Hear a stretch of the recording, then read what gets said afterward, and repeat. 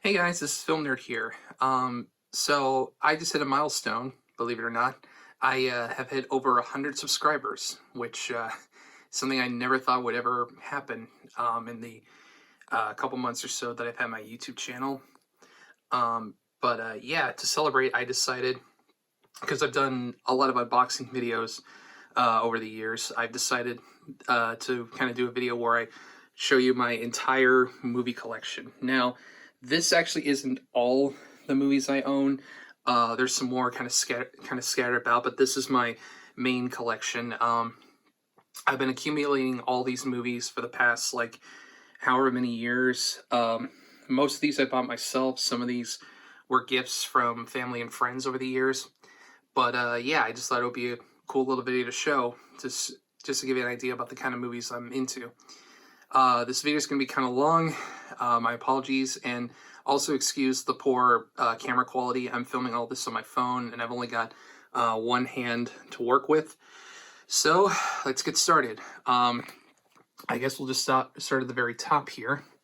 These are all of, well, not all of them, but they're the box sets that I own. Again, sorry about the poor camera work. So I guess the first one we'll look at is this right here. This is my Back to the Future box set. Came out back in 2015, I believe. This is the Complete Adventures. And what's actually really cool about this box set, well, there's a lot of things that are pretty cool about it, but one pretty neat thing is there's this little button right down here. If you press it, the little flux capacitor lights up, which is really nice. Hang on. Again, sorry. This is all kind of a one-man show. But yeah, on the inside, you got all three of the movies. You also got a little booklet. And you've even got, the animated series, the complete collection. But yeah, this is a really awesome box set. Probably have to cut around a lot of this. The Critters collection. This is all 4 movies on Blu-ray from Shout Factory. Critters 1, 2, the main course, Critters 3, and Critters 4. Very cool. And then this next one is one of my personal favorites, and one that I've shown in a video before. This is the Friday the 13th collection, the deluxe edition from Shout Factory. If I can just get this down. So yeah, this includes every single film from the original Friday the 13th all the way up to the remake. But yeah, I've already done a video on this, so you can go ahead and check that out. I'll leave a link to it up above. Not much more to say about that. There. Then next up, we've got Hellraiser, the Scarlet Box. Now, this is another one that I really love. This is a box set that came out a couple years ago from Arrow Video. It's got the first 3 Hellraiser movies on there. Hellraiser, Hellbound, Hellraiser 2, and Hellraiser 3, Hell on Earth. It's got tons of bonus features and a really awesome book on the inside. And then next, I've got the Puppet Master Tool-on Trunk box set. This is another really cool one. It's got all of the Puppet Master movies on there, up to Axis Termination. Let me see if I can get this open. There we go. Yeah, it just opens up to all these. Oh, sorry. I'll take care of that later. But it comes with all the movies you see here. There's also a little booklet at the very top. And another really cool thing about this box set right here, I'll just get it closed really quick. There's probably another part I'm going to have to cut out.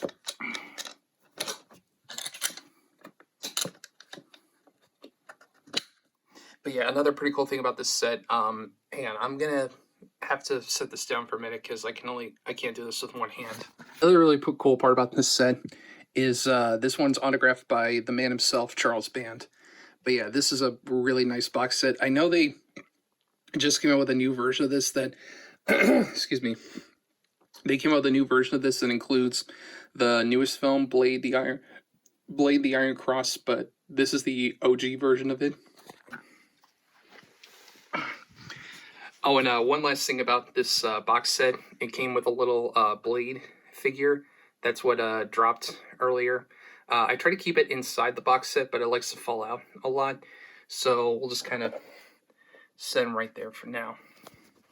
The next up, we've got Stranger Things Season 1. You don't have Season 2 yet, and I don't believe they come out with Season 3. But this is the box set I have for it. I personally really love it. It's designed to be like an old VHS tape. It's even got the VHS logo down there. And on the back, it's got a very simplistic design with just one picture and then a description of the show. But this is the entire first season on Blu-ray and DVD. Unfortunately, there's no extra features on it, which is a shame. But I still think this is a really cool set. And then in this corner, right, if I can just get it out, is the Universal. This is the Universal Classics Complete 30 Film Collection. It's got every single Universal monster film from the original Dracula all the way to The Creature Walks Among Us. It's another pretty cool shot. It's got tons of bonus features on here, like making of documentaries, audio commentary tracks, stuff like that. I actually reviewed every single one of these back in 2020 for my little Halloween special, so you can check out those. And now with the box sets out of the way, we'll go on to the individual movies. So here we go. Starting off with my steelbook of 10 Cloverfield Lane. Really amazing movie. The only Cloverfield movie I've seen, actually. Then next we've got another movie I've reviewed on my site, 12 Angry Men, classic film. We got 1917, a really great World War I movie. And then we've got 2001, A Space Odyssey in 4K. You know, amazing movie. Though, funny thing about this movie is, the first 2 times I tried to watch it, I ended up falling asleep because, I don't know, I was probably just either tired or really bored. But I've since rediscovered it, and I absolutely love this film. I think it's a masterpiece. Sorry, my arm's just getting kind of tired. So the next up, we've got very lesser-known movie, 8 Million Ways to Die, with Jeff Bridges. This one I actually reviewed on my site like years ago. I think this is back in the early days of FilmNerd from like 2018. But this is a really underrated, like gritty cop movie with like Jeff Bridges, Rosanna Arquette, Andy Garcia. Definitely one to check out. And then next we've got one of my personal favorite cult films, The Adventures of Buckaroo Banzai Across the Eighth Dimension.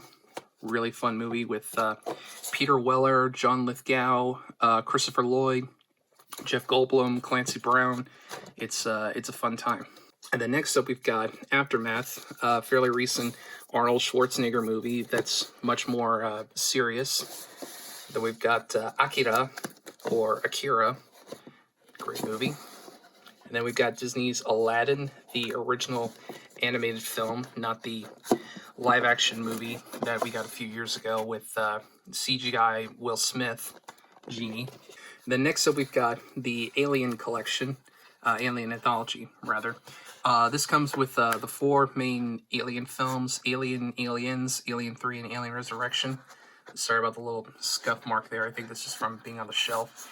But yeah, this doesn't include either Prometheus or Alien Covenant, which I think is personally for the better. And then next we get to the America movies, because I've got 3 movies all with the word American in the title. First we've got American Hustle, American Ultra, and An American Werewolf in London. And of these movies, this one's probably my favorite. And then next we've got Annihilation, pretty underrated sci-fi movie in my opinion. And now we get to the MCU movies that I've got, and I've actually got all of them at the time as of recording this video. So first up we've got Ant-Man here, and then we've got Ant-Man and the Wasp. If I can just get that out. Then we go on to some other lesser-known movies. We've got Anthropophagus from Joe D'Amato. Then we got Joe D'Amato's Absurd. And then we got Any Given Sunday, probably the only time that I can think of where someone's actually made football entertaining, and that's not easy to do. And then we've got The Apple, one of the weirdest, craziest musicals ever made. This is one I would highly recommend to fans of, you know, cult films, but also like So Bad It's Good type movies, because this is one that they really wanted to take off and be just this amazing film, but it ended up just being a complete mess. But it's like a very entertaining mess, so this is one I highly recommend. And then next up we've got Apocalypse Now, classic film. We've got Aquaman, another fun superhero movie. We've got Assault on Precinct 13, very underrated John Carpenter film. Got Atomic Blonde, pretty fun spy thriller with Charlize Theron. And now we've got some of the bigger boys. We've got Marvel's The Avengers, then Avengers Age of Ultron. Sorry, these are all like kind of really tightly packed in. So then we've got Avengers Infinity War. And then we've got, if we can just get it, Avengers Endgame. Okay. And then next up we go into the B's, starting with The Babadook. This is a really awesome supernatural horror film. And what's pretty cool about this set is on the slipcover, there's a little flap here that if you just undo like that, little Babadook pops out, like a little pop-up book. Pretty cool. If it's in a word or it's in a look, you can't get rid of the Babadook. It's a great movie. And then next up we've got Baby Driver, really awesome Edgar Wright movie. We've got Bad Milo, really fun creature feature, kind of in the same vein as like Basket Case. Definitely one to check out. Then we've got Bad Times at the El Royale, another really underrated crime thriller with Jeff Bridges and a bunch of other people, as you can see. And then we've got this, the Basket Case trilogy steelbook. It comes with all 3 Basket Case movies. And if you haven't seen Basket Case, at least see the first one. It's a really fun, like early 80s grindhouse exploitation film. And I love this image on the back with Belial giving the finger. It's like he's saying, fuck. Like, if I can just give, it's like he's saying, fuck you. It's fun stuff. And then next up, we've got the first Tim Burton Batman movie. In my opinion, the best Batman movie, or at least the one that I think of when I think of Batman. And then we've got Batman The Dark Knight Returns, parts 1 and 2. A really awesome animated movie that's also a really good adaptation of probably one of my favorite Batman stories. And then here's one that some of you might recognize. It's my 4K edition of The Beastmaster from Vinegar Syndrome. I did an unboxing video of this a couple months back, like around, actually probably about a year ago I did it. And then next we've got Behind the Mask, The Rise of Leslie Vernon. A really fun kind of take on slasher film tropes. And then we've got The Belko Experiment, written by James Gunn.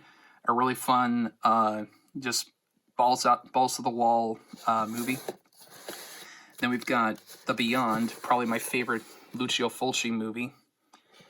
Just gonna bring it into the light. Really cool. Okay. And then here we go. Next up we've got Beyond the Valley of the Dolls. Another, just wild and insane exploitation film written by none other than Roger Ebert himself. And then we've got another great cult film, The Big Lebowski. All right.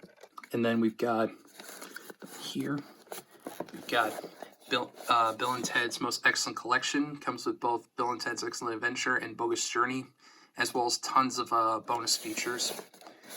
And then we've got the Academy Award-winning film Birdman, one of my personal favorites, with Michael Keaton and a lot of other people: Zach Galifianakis, Ed Norton, Andrea Riseborough, Amy Ryan, Emma Stone, and Naomi Watts. It's a great movie. This next one I think might be getting a little bit of flack, but I'm sorry. I actually kind of like Birds of Prey. I thought it was a fun movie, and I really liked the Steelbook.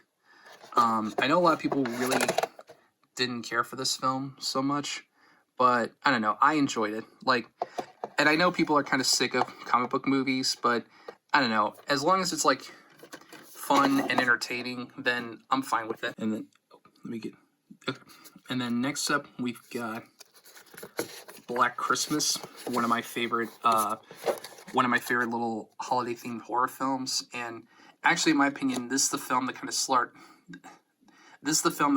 Hey, let me focus. Oh well, never mind. But yeah, in my opinion, this is the film that truly started the slasher film, Black Christmas here, directed by Bob Clark, the same guy who later went on to make A Christmas Story, another famous Christmas film, but for completely different reasons. Then next, here in the corner, we've got Black Panther, really fun movie. And then we've got one of my all-time favorite science fiction films, Blade Runner, the 35th anniversary edition. Really amazing movie. Definitely one of my all-time favorites, and one of the most influential films of all time. All right, that's one shelf down, and we've got several more to go.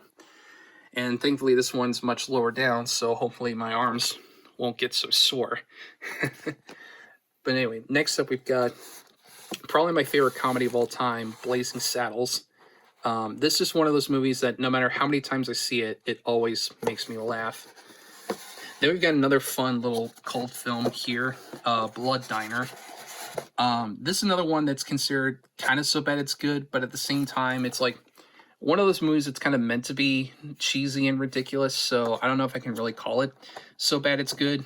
And then next we've got Blood Games, a really fun kind of exploitation female revenge movie. Then we've got Blood Rage, pretty goofy Thanksgiving themed horror film. And then we've got not that one. We've got Bloody Moon, which I did for my Summer Slasher series on my site. And then we've got Blowout, which is probably my favorite Brian De Palma movie. And then Blue Velvet, which is probably my favorite David Lynch film. Dennis Hopper, in my opinion, just makes this movie so fun. Well, I don't know if fun's really the right word for it. Entertaining, I guess.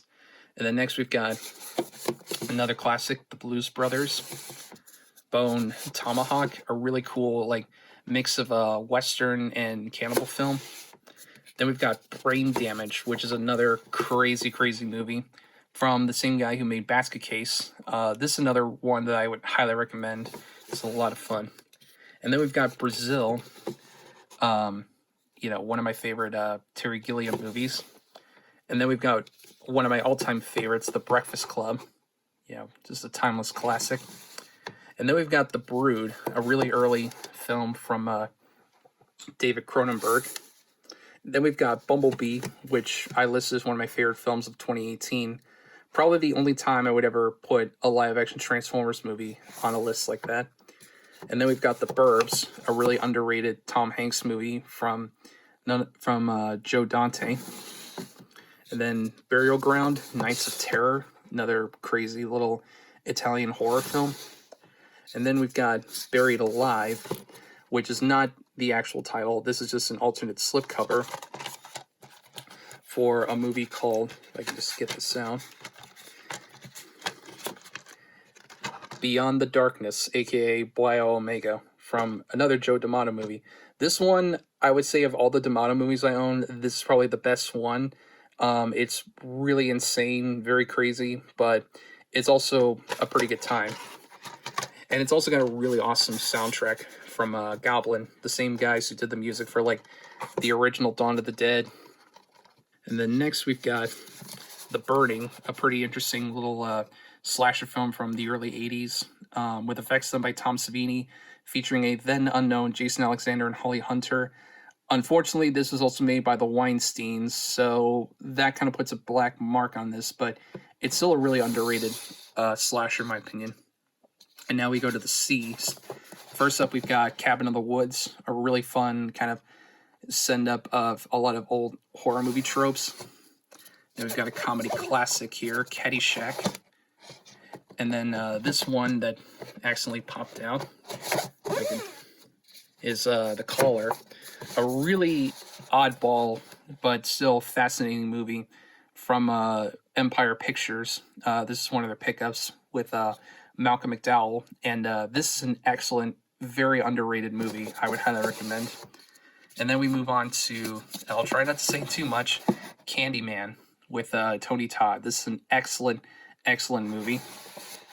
And then we've got two cannibal films. We've got Cannibal Ferox, aka Make Them Die Slowly. And then we've got the super controversial Cannibal Holocaust. Yeah, this is a pretty hard movie to sit through. And I'm sure if you've seen it, you know why. And now I've got like 4 Captain America movies. We've got the not as widely talked about 1990 Captain America, which, yeah, is, really goofy, and obviously they didn't have the budget needed to make it a great film, but I don't know. I don't think it's like as bad as people make it out to be. I think it's entertaining for what it is, and all the production problems they had going into it, like, it's impressive that they actually got the film finished in the first place. And then next we've got Captain America the First Avenger, Captain America the Winter Soldier, and then Captain America Civil War.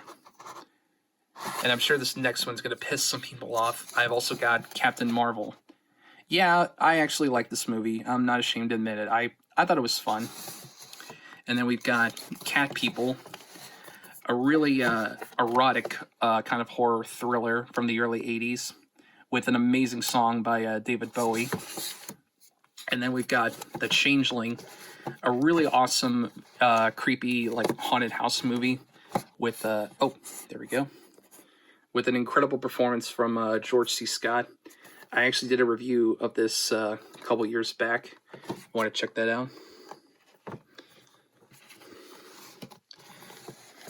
And then next we've got another really pretty fun cult film, Cherry 2000, with a then unknown Melanie Griffith.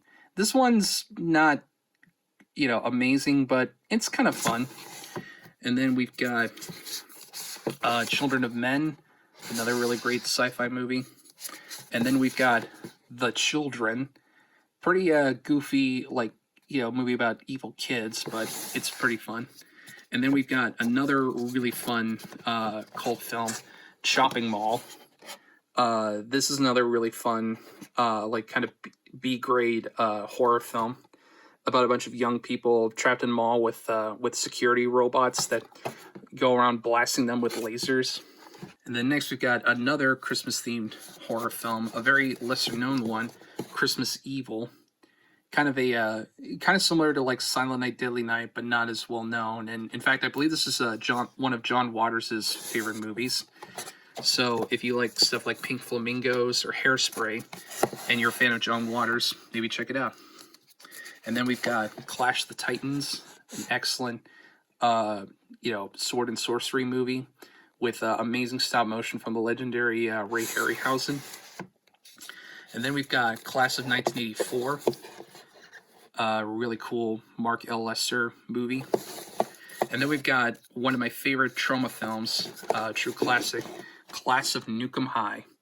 This is actually the Blu-ray that came out from Arrow some years back. I mostly got this one because it had a couple of extra features on it that weren't on the Trauma Blu-ray, but this is still a really fun, this is still a really good time. And then next we've got another one of my all-time favorite movies, and probably my favorite Stanley Kubrick film, A Clockwork Orange. This is the 40th anniversary edition that came out back in 2011.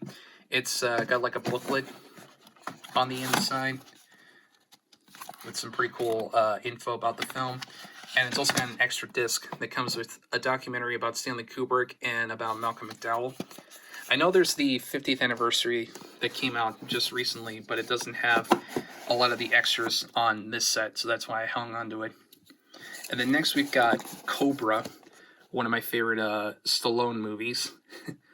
Crime is a Disease, Meet the Cure. And then we've got another one of my favorite trauma films, Combat Shock.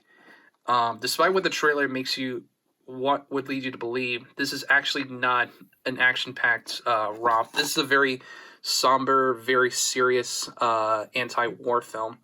And as you can see, this is a limited edition. It's signed by Buddy Giovinazzo. I'm sorry if I butchered that. And this is number 1013 of 2000. But yeah, this is a great movie, especially if you want to have a very downer mood afterwards. And next we've got one of the big motherfuckers of 80s action films, Commando with Arnold Schwarzenegger. It's a really awesome movie. Let off some steam, Bennett. And then next we've got a fun 90s action film, Con Air. And then we've got The Conjuring, great little horror film from James Wan. And then we've also got The Conjuring 2. Still haven't seen the third one, but I'm sure I'll get around to it eventually. And then we've got another pretty underrated movie, Cowboys and Aliens. I don't know. I know a lot of people didn't care for this one, but I thought it was pretty fun.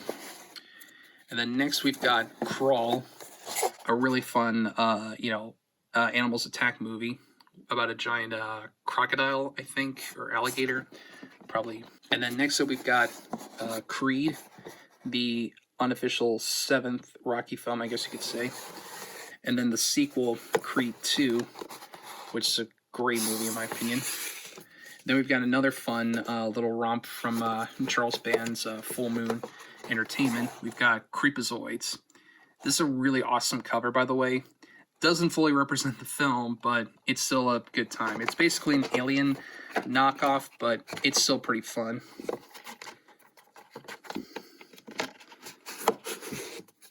And then we've got what, in my opinion, is one of the best comic book movies of the 90s, The Crow, with Brandon Lee. An excellent movie. Rest in peace, Brandon. Even though that happened so many years ago. Okay, and then... Just get my chair. Okay, so this one's a big fucking mess. I've had to do a lot just to get all these movies together in one shelf. Like, I even have some up top here because I couldn't fit them all. But we'll start with this one right here. Cutting Class, a very lesser-known late 80s horror film that features a then-unknown Brad Pitt, so it's worth it just for that. And then we've got probably one of my favorite lesser-known full moon movies, Dark Angel: The Ascent, which, I'm sorry, but this is a really atrocious cover. Like, on the back, it's actually got a bit from the original poster. Like, why couldn't they, they decided, we're not going to use this, we're going to use this. Ugh. But still a really good movie. And then if we start from here, the first movie we got is Darkman, a really underrated sort of comic book movie from Sam Raimi, but not. Then we got Deadly Games, aka Dial Code Santa Claus. I'm pretty sure I showed this off in one of my unboxing videos, so I'll leave a link to that. And then we've got Deadpool and Deadpool 2, both on Steelbooks.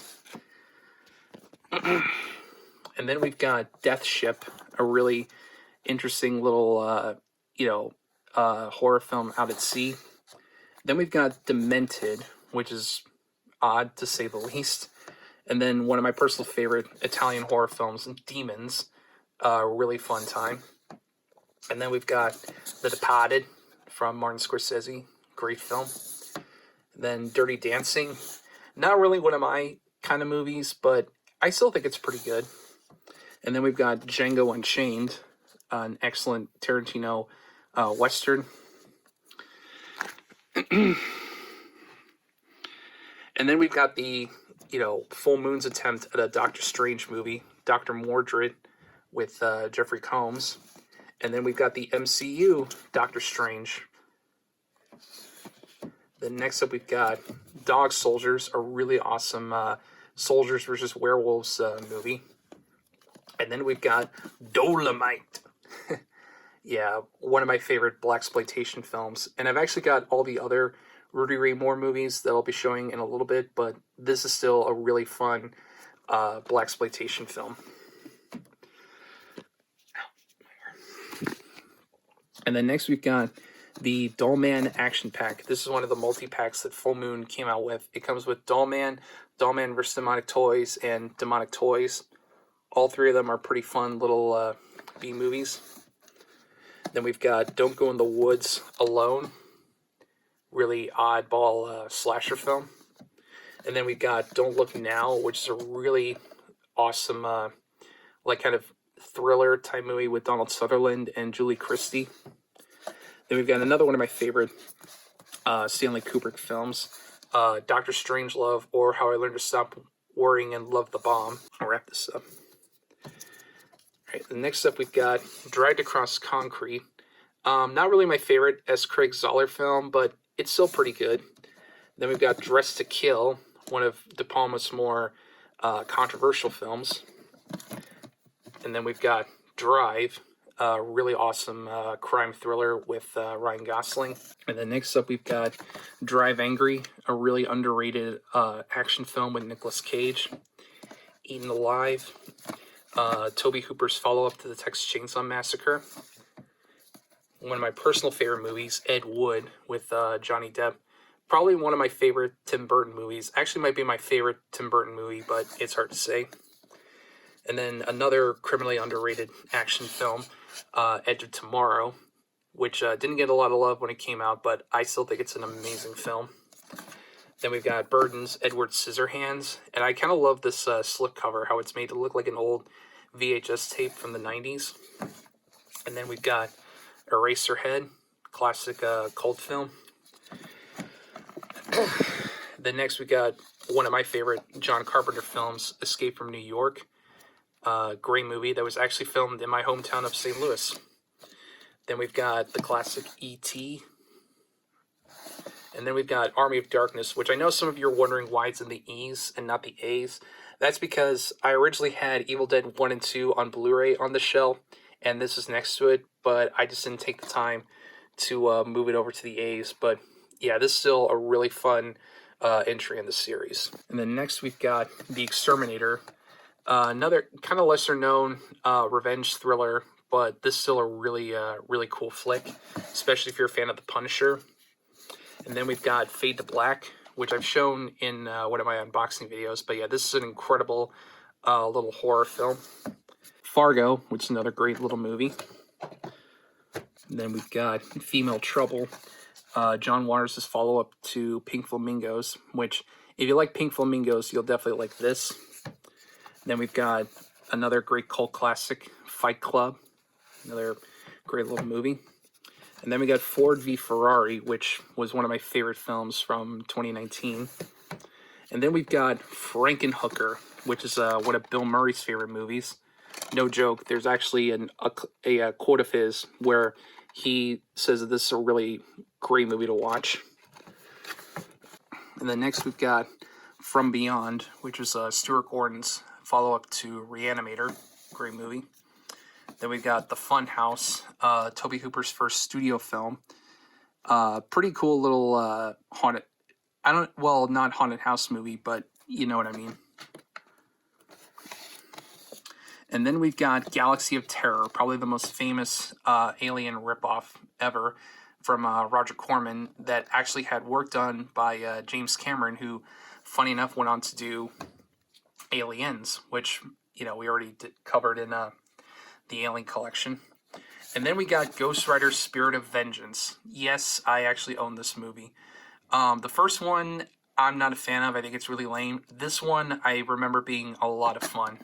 So, I like it. And then we've got, this is one of my favorite releases, Ghostbusters 1 and 2. This is a steelbook that came out a couple years ago, and I absolutely love it. I love the simplistic, very clean design. And I love this image on the back with all 4 of the main Ghostbusters. But yeah, this is a great set. It's got the first 2 movies and just hours upon hours of bonus features. And then next we've got the Shout Factor 2-pack of Ghoulies 1 and 2. Pretty fun little creature features. And then we've got The Gift, which is a really cool little thriller with Jason Bateman, Rebecca Hall, and Joel Edgerton. And there's that darned Rotten Tomatoes sticker on there, which I'm kind of sick of. And then next we've got one of the craziest movies I've ever seen, God Told Me To, from Larry Cohen. Yeah, this movie's especially worth it for the ending, which is something you'll never see coming. That's all I'm going to say. And then next we've got Godzilla from 2014. And then Godzilla vs. Kong from earlier this year.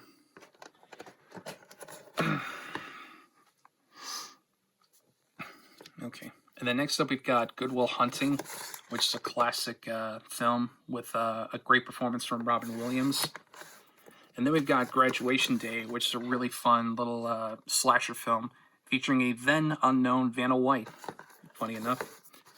And then we've got Green Room, which is a really cool, like, kind of siege film with Anton Yelchin. May he rest in peace. And a really awesome performance from Patrick Stewart. And then next we've got probably Joe Dante's most famous film, Gremlins. Another classic little film. And you can see a little bit of my hand there holding the phone.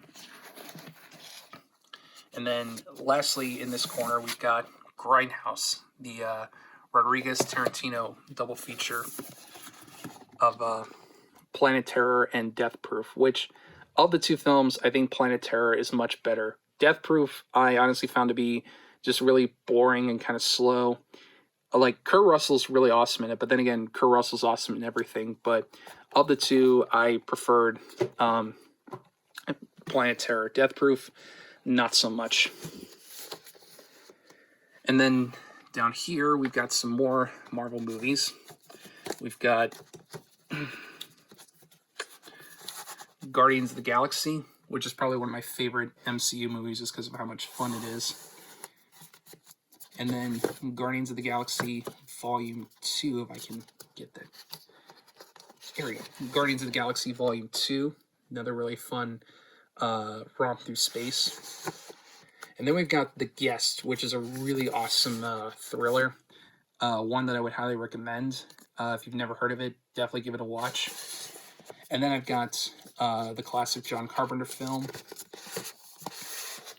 Halloween, and Halloween 2, and Halloween 2. I still don't have Halloween 3 yet, but I do plan on getting that eventually. And then I've also got the 2018 sequel/reboot, which, as much as I do enjoy this film, I still hate the fact that they called it Halloween. Like, they couldn't really think of anything else, but that's neither here nor there. And then we've got a pretty cool, like, lesser-known Italian action-exploitation film, Hands of Steel, which is pretty fun, and you gotta love that cover. And then we've got another kind of lesser-known early 80s slasher. And then we've got another kind of lesser-known 80s slasher film right here, Happy Birthday to Me. From this release comes from Mill Creek, and it's done again in kind of a VHS style with a slick cover. And then we've got Happy Death Day, kind of the horror film version of Groundhog Day.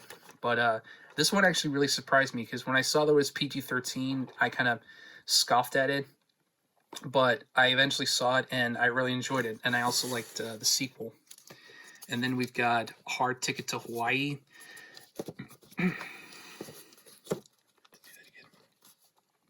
And then we've got Hard Ticket to Hawaii, a really crazy, fun little movie from Andy Sidaris. I'm sure those of you who know about this movie, don't need an introduction, but just trust me, it's really fun. And then we've got Hard Bodies, one of several 80s teen sex comedies. And again, I kind of like how this one's done in sort of a VHS style, and it's actually meant to replicate like a lot of Columbia tapes where they would have this red border and a black background. And then we've got Hardware, which, despite what's come out about the director, Richard Stanley, I still think this is an incredible movie. Definitely one to check out. And then we've got The Hateful Eight, which is another great little Western from Quentin Tarantino. And then we've got Head of the Family, one of the weirdest films to come out of Full Moon, but still a pretty fun time. And then we've got, in my opinion, what's one of the best films of the 90s, Heat from Michael Mann. This is an incredible heist film with Al Pacino, Robert De Niro, Val Kilmer, and tons of other people. And then we've got Heathers, really awesome 80s cult film with Winona Ryder and Christian Slater. And then we've got one of the biggest disasters in Hollywood history, Michael Cimino's Heaven's Gate, which this is the Criterion release of the newly assembled director's cut that, it's not a perfect film. There's still things about it I don't like, but it's still a really excellent film and definitely didn't deserve the hate that it got back in the day. And then next we've got Heavy Metal, a really cool, adult animated film. I'm sure if you've seen the South Park episode, you know about this one. And then we've got Hell Comes to Frogtown, one of the craziest, B movies ever, with Roddy Piper, made around the same time that he was in They Live. And then we've got Hell Night, which is a really cool kind of slasher / haunted house movie with Linda Blair. And then we've got another double pack, this one from Blue Underground. It's a double pack of Hell of the Living Dead and Rat's Night of Terror from Bruno Mattei. Some pretty fun little B movies here. And then we've got Hell or High Water, which is an excellent crime thriller. Probably, in my opinion, Chris Pine's best performance. And then we've got Hellsing Ultimate Volume 1, which is the first couple parts of the Hellsing OVA, which I personally really love. And I'm not that big into anime, but I think it's really excellent. And then we've got Hereditary from Ari Aster. Great movie, in my opinion. And then we've got another one of my favorite cult films, Highlander. Great movie, a lot of fun, and an excellent soundtrack from Queen. And then we've got Wes Craven's The Hills Have Eyes, another great little movie.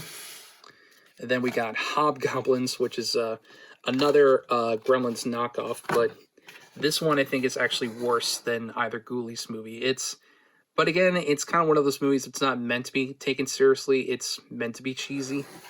So, and then we've got Horrible Bosses, pretty funny, little comedy.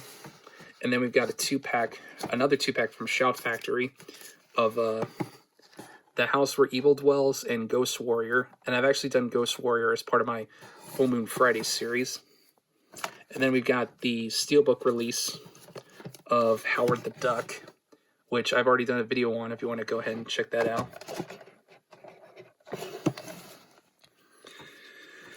And then we've got another Steelbook, this one for Joe Dante's The Howling, which is a great little werewolf movie. And then we've got the not-so-fondly remembered sequel to The Howling 2, Your Sister's a Werewolf, a.k.a. Howling 2, Steerable Werewolf Bitch, which is, in my opinion, one of the best subtitles for any movie ever.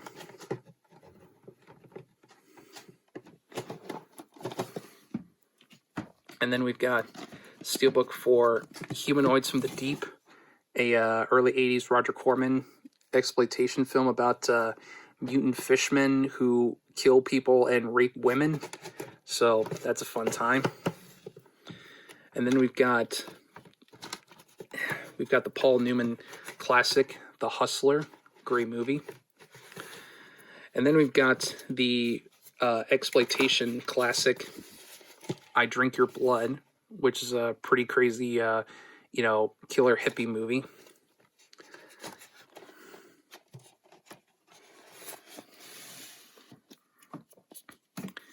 And then we move on to,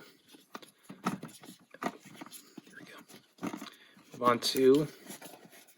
I can get this out, The Ice Cream Man, which is a really goofy horror comedy with Clint Howard. But yeah, this is a really fun time. And yeah, it's got, on the back here, it's got one of the best gags in the movie. If it'll focus. There we go. It's got one of the best gags in the movie where Clint Howard's got someone's head in an ice cream cone.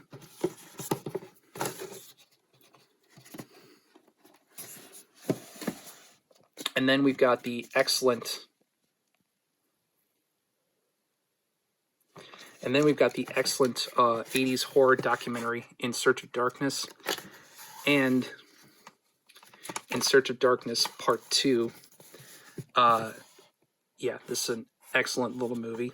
Well, both of them are excellent, and I'm super excited for Part 3. And then next we've got, in my opinion, John Carpenter's last great film, In the Mouth of Madness, with Sam Neill and Jürgen Prochnow. And then we've got The Incredible Hulk. I'm actually really proud to own this Blu-ray because this one's very hard to find with the green case and everything. And then we've got The Incredible Melting Man, very cheesy late 70s creature feature, but still pretty fun. And then we've got the Indiana Jones collection, which comes with all 4 Indiana Jones movies. Yes, all 4 of them.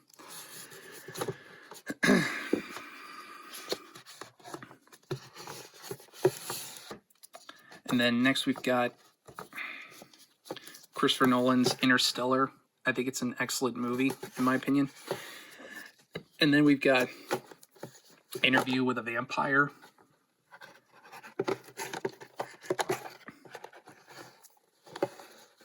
And then we've got one of my favorite little late 80s slashers, Intruder, which I covered on Full Moon Fridays because this was actually released through Charles Band.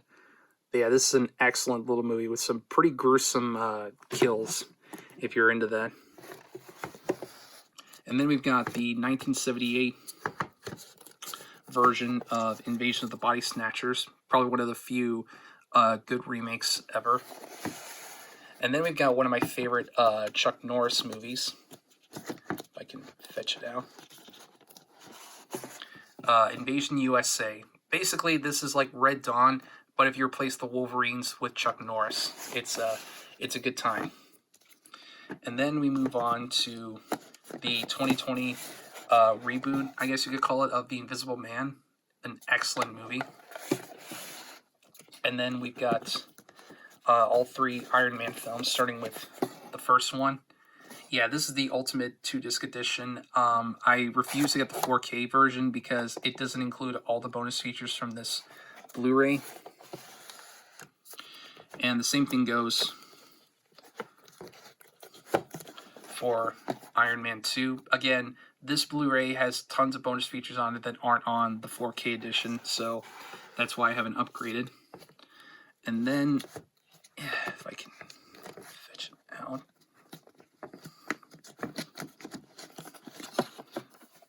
We've got Iron Man 3, which I know a lot of people really hated this movie, but I actually quite enjoyed it. Not as much the first one, but I think it's better than the second one at least. And then we've got Island of Lost Souls, an early adaptation of Island of Dr. Moreau. Really cool movie with Bela Lugosi, made around the same time we made Dracula. And next up we've got The Island of Dr. Moreau, one of the best disaster films ever made. I'm sure those of you who've seen it know what I'm talking about. And then we've got Stephen King's It, the 2017 film. Actually, really solid movie. I was genuinely surprised with how much I enjoyed this. And then next we've got It Follows, a really cool, kind of sci-fi-ish horror film. And I love this steelbook. I think it's really well made. And then we got another Criterion release. One of the best comedies ever made. It's a mad, mad, mad, mad world. A lot of fun. Super long, but it's a great time. And then we go on to one of the goofiest movies I have in my collection, Jack Frost. The movie about the killer snowman that is pretty fun. I mean, it's a dumb movie, but it kind of knows that it's a dumb movie and just has fun with it. And then we've got a genuinely great horror film, Jacob's Ladder, with Tim Robbins. This is an excellent, excellent movie. Then we move on to another comedy classic, The Jerk, with Steve Martin, one of my personal favorites. And then we've got John Wick, Chapter 1, John Wick 2, Chapter 2, and John Wick Chapter 3. Super excited for whenever Part 4 comes out. Then we've got Jojo Rabbit, really fun little dramedy, I guess you could call it, or comedic drama. Next up we've got Joker 2019. Really excellent film in my opinion. And then we've got the Jurassic Park collection, which includes the first 4 Jurassic Park movies. Jurassic Park, Lost World, Jurassic Park 3, and Jurassic World. It doesn't have Fallen Kingdom because that movie sucked. And then we've got Kick-Ass, really fun, kind of middle-class comic book movie, very ultra-violent. And then we've got probably another one of my favorite cult films, Killer Clowns from Outer Space. And then I've got King Kong, the 1933 original, and the 2005 Peter Jackson version. Then we've got The Kingsman, Secret Service. Then we've got Kiss Kiss Bang Bang, the film that helped rejuvenate Robert Downey Jr.'s career. Then we've got another one of my favorite films from 2019, Knives Out. Really excellent movie. And then we've got Crawl, which is another Mill Creek release. And another one that's kind of done in this retro VHS style slipcover, which I really love that. It's good stuff. And then we've got La La Land. Really fun, lighthearted musical. And then we've got Jim Henson's Labyrinth. This is a 4K steelbook from the 30th anniversary. Really cool. And then we've got another full moon classic, Laser Blast. Yeah, this movie is goofy and it's kind of slow, but it's still a fun time for B-movie fans. And then we've got The Last Dragon, really fun martial arts movie. And then we got a film that's not so fun, Wes Craven's Last House on the Left. Pretty fucked up movie. And, I think this is kind of more of like a flawed masterpiece. Like, it's a great movie, but it's got quite a few problems, not the least of which being the really oddly placed comedic moments. Then I've got the Lego Movie, really fun, and the Lego Movie 2, the second one, which not as good as the first, but I still enjoyed it. And then we've got Leviathan, a really cool underwater creature feature. Then we've got Life Force, a really awesome movie about space vampires from Tobe Hooper. Next up, we've got The Lighthouse, probably Robert Pattinson's best film. The Lost Boys, one of my favorite vampire movies. Luther the Geek, which is a pretty interesting little trash film from Troma. A lot of fun. And then we've got the Mad Max movies. I was supposed to get the first one before making this video, but I never got around to it, so yeah. But anyway, I've got The Road Warrior, probably my favorite of the films. Mad Max Beyond Thunderdome. Not as good as the first two, but it has its moments. Mad Max Fury Road, which is an awesome fucking movie. Probably my favorite film from 2015. And then we've got Madman, a really cool early 80s slasher film. And then we've got my favorite film from 2018, Mandy, with Nicolas Cage. Really, really awesome. I love everything about it. And then next we've got Manhunter, the film that came before Silence of the Lambs. But yeah, this one's got Brian Cox as Hannibal Lecter, and it's a great little movie. And then we've got Maniac, the controversial early 80s slasher, I guess you could call it, from William Lustig with the late great Joe Spinell, one of my favorite character actors. And then we've got what's generally considered to be the worst film ever made, or at least one of the worst movies ever made, Manos, The Hands of Fate, on Blu-ray. Which I just had to pick this up because just the thought of a movie like Manos, The Hands of Fate getting a Blu-ray release just tickles me. It's so funny. And then we've got Maximum Overdrive, the only film that Stephen King has ever directed. And then we've got a couple more Charles Band productions. We've got Meridian, Kiss of the Beast, a little interesting little supernatural romance movie. And then we got Metal Storm, The Destruction of Jared's Sin. It's a pretty fun little sci-fi romp, I think. And then we've got another classic here, Midnight Cowboy, with Dustin Hoffman and Jon Voight. Great movie. And then we've got Minority Report with Tom Cruise. Definitely one of Spielberg's best movies, in my opinion. And then we've got a film from the same guy who made Cherry 2000, though I think this movie was much, much better, Miracle Mile, which is probably one of the most downer movies I've ever seen, but I personally love it. I give this one my seal of approval. And then we've got the classic Misery with James Caan and Kathy Bates. Great movie. And then we've got another Nicolas Cage movie here, Mom and Dad, with Nick Cage and Selma Blair. This is a pretty crazy little movie. I think this is made by one of the guys from Neville Dean and Brian Taylor. But yeah, this is a crazy, crazy movie. And then we got what's generally considered to be one of George Romero's worst movies, Monkey Shines. Yeah, this movie is pretty silly, but I don't know. I kind of dig it. You know, it's dumb, but it's like dumb in a fun sort of way. And we've got Monty Python, The Holy Grail, you know, classic in my opinion. I know there are some people out there who aren't big fans of Monty Python, but I like them. I think they're funny. And then we've got one of the only Wes Anderson movies I own in my collection, Moonrise Kingdom.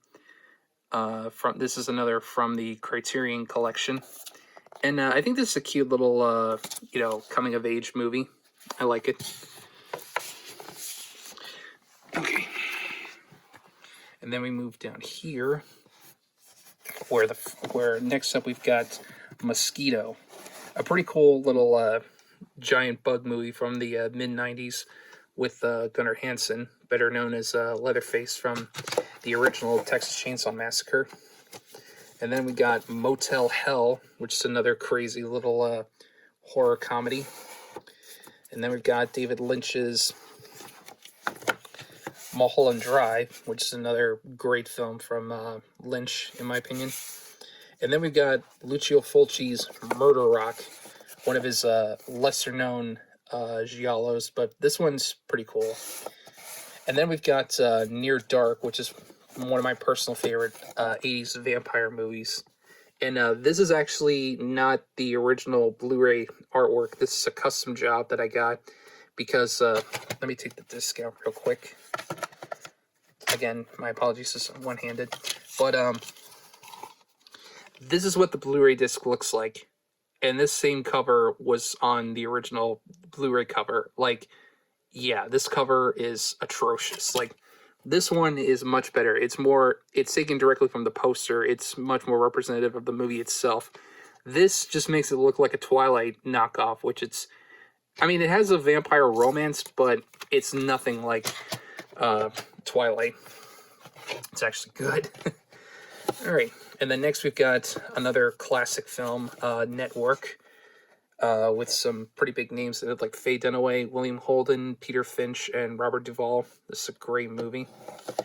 And then we've got another lesser-known 80s slasher, New Year's Evil. This one's pretty goofy, but I kind of dig it. I don't know. I have a weird affinity for early 80s slashers, lesser-known ones especially.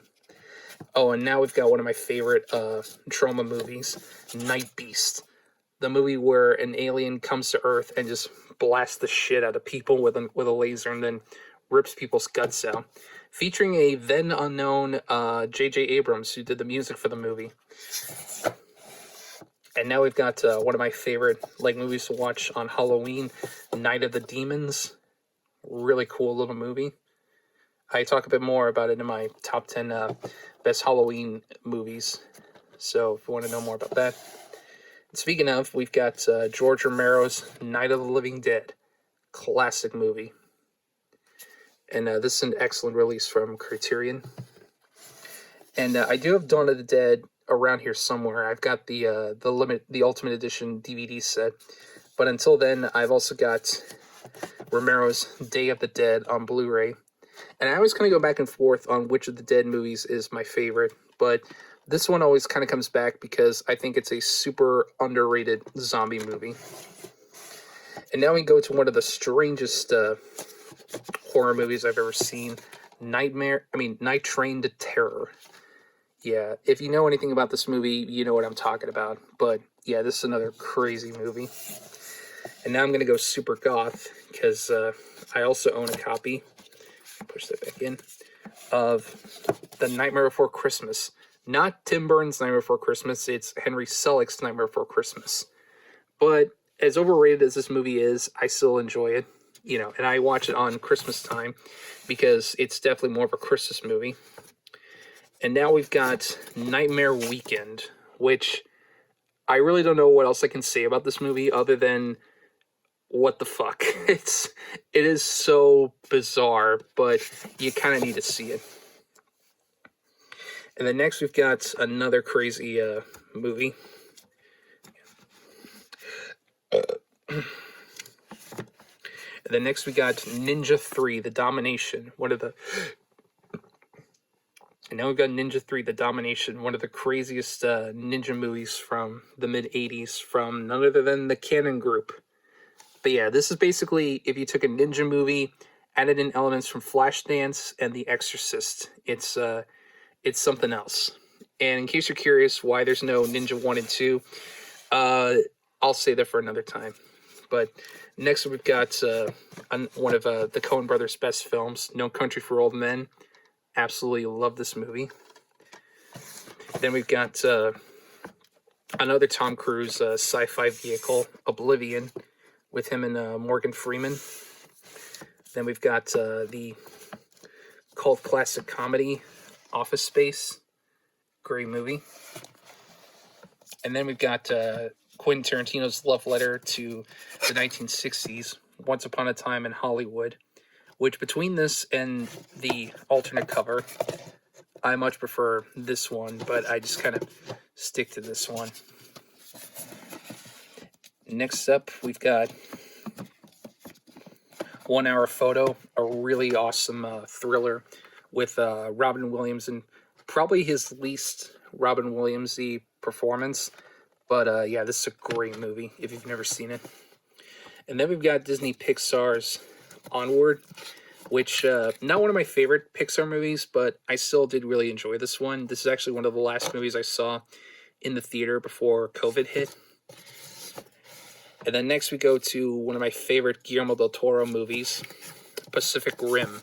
This is a really, really fun, giant robot versus monster movie. It's a great time.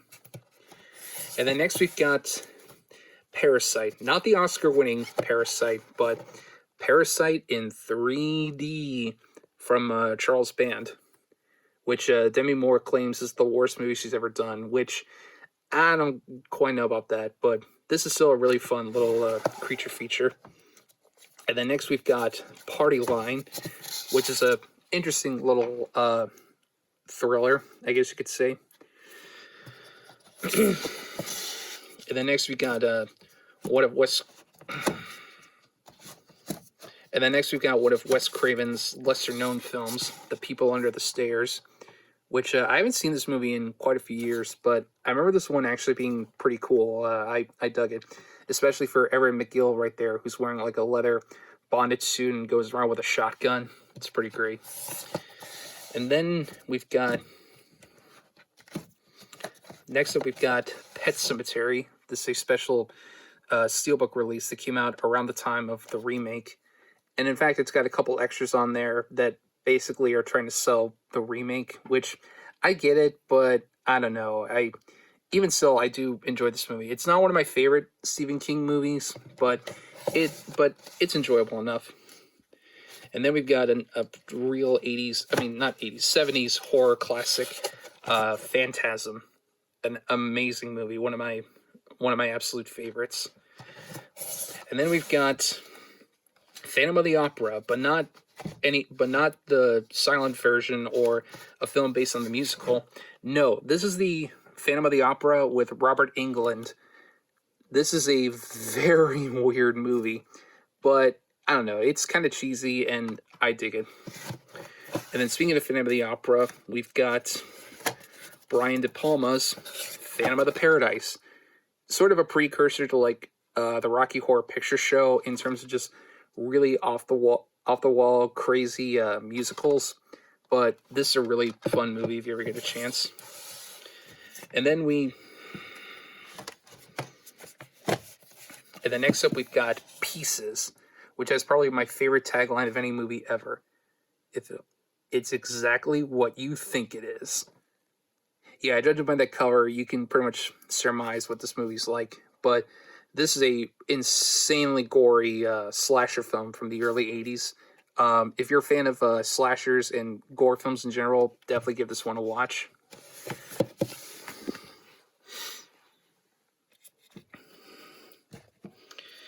And then next up, we've got Pigs, which is a pretty cool little movie. Not entirely about pigs, but pigs do play a big part in the movie. And then we've got Place Beyond the Pines, a kind of lesser-known movie with Ryan Gosling, Eva Mendes, Bradley Cooper, and Ray Liotta. But I remember this one actually being pretty cool. I remember I dug it. And then next we've got the Planet of the Apes collection, which comes with all 5 of the original Planet of the Apes movies, as you can see. Of these, I've only seen, the only one I haven't seen is Battle for the Planet of the Apes, but I eventually plan to get around to that one. Then next up, we've got Platoon, probably my favorite film about the Vietnam War. Though, to be fair, it's the first one of its kind that I saw, so that's probably why I love it so much, but it's still a great movie. And then we've got Pokemon Detective Pikachu, which is a pretty fun little movie. Not great, Justice Smith was kind of weak in it, but I still think it's a fun time. And then we've got what's probably, in my opinion at least, Troma's best film, Poltergeist, Night of the Chicken Dead. I absolutely love this movie. It's a hell of a time. That's all I can really say about it without spoiling too much. And then we've got one of John Carpenter's lesser-known movies, Prince of Darkness, which is a really cool kind of supernatural thriller with Alice Cooper as the head of the hobos. Then we've got The Princess Bride, which it's just a great movie, and I love this release from Criterion that's kind of done as like a storybook. In fact, if you open it up, it actually comes with like a booklet on the inside that almost like the movie, which is pretty cool. Then we've got Princess Mononoke, which is actually the first Studio Ghibli film that I ever saw, but yeah, this is a great animated movie. And then next we move on to Prison, which is another Empire film, meaning that it was produced by Charles Band, directed by Rennie Harlan before he made movies like A Nightmare on Elm Street 4 and Die Hard 2 with a then unknown Viggo Mortensen. This is a really hard Blu-ray to track down because it went out of print like years ago, but I'm glad I got it because it's a really great movie. And then we move on to the classic Mel Brooks comedy, The Producers, with Zero Mostel and Gene Wilder. This is a great little comedy, definitely earned its reputation. And then we've got Prom Night from 1980, featuring Jamie Lee Curtis. This is a pretty cool little slasher, and it's got one hell of a theme song, which you can find online pretty easily. And speaking of slashers, we've also got The Prowler, directed by Joe Zito, who later went on to make Friday the 13th Part 4, and featuring some great effects from Tom Savini. And of course, because I'm a big cinephile, Pulp Fiction. I mean, of course I had to own Pulp Fiction. You know, what movie collection would be complete without Pulp Fiction? Then we've got Pumpkinhead. Definitely one of the lesser known creature features from the 80s. I believe it's one of the only movies directed by Stan Winston, featuring Lance Henriksen, who gives a really awesome performance in this.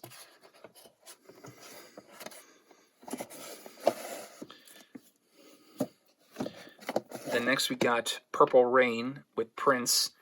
I'll admit, before his death, I wasn't a big Prince fan, but then when I saw this movie for the first time, I actually started to really like Prince's music, and I listened to it a lot.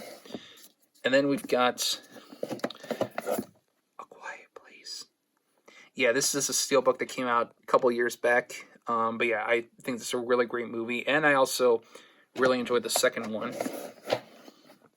And then we've got another Martin Scorsese classic, Raging Bull, with Robert De Niro. It's a great movie. Definitely not quite like Rocky, but it's still a good movie. Raw Force, one of the craziest martial arts movies I've ever seen. It's basically ninjas versus zombies, and it's a good time. And now probably the film that Stuart Gordon is most famous for. May he rest in peace. I can just take this out.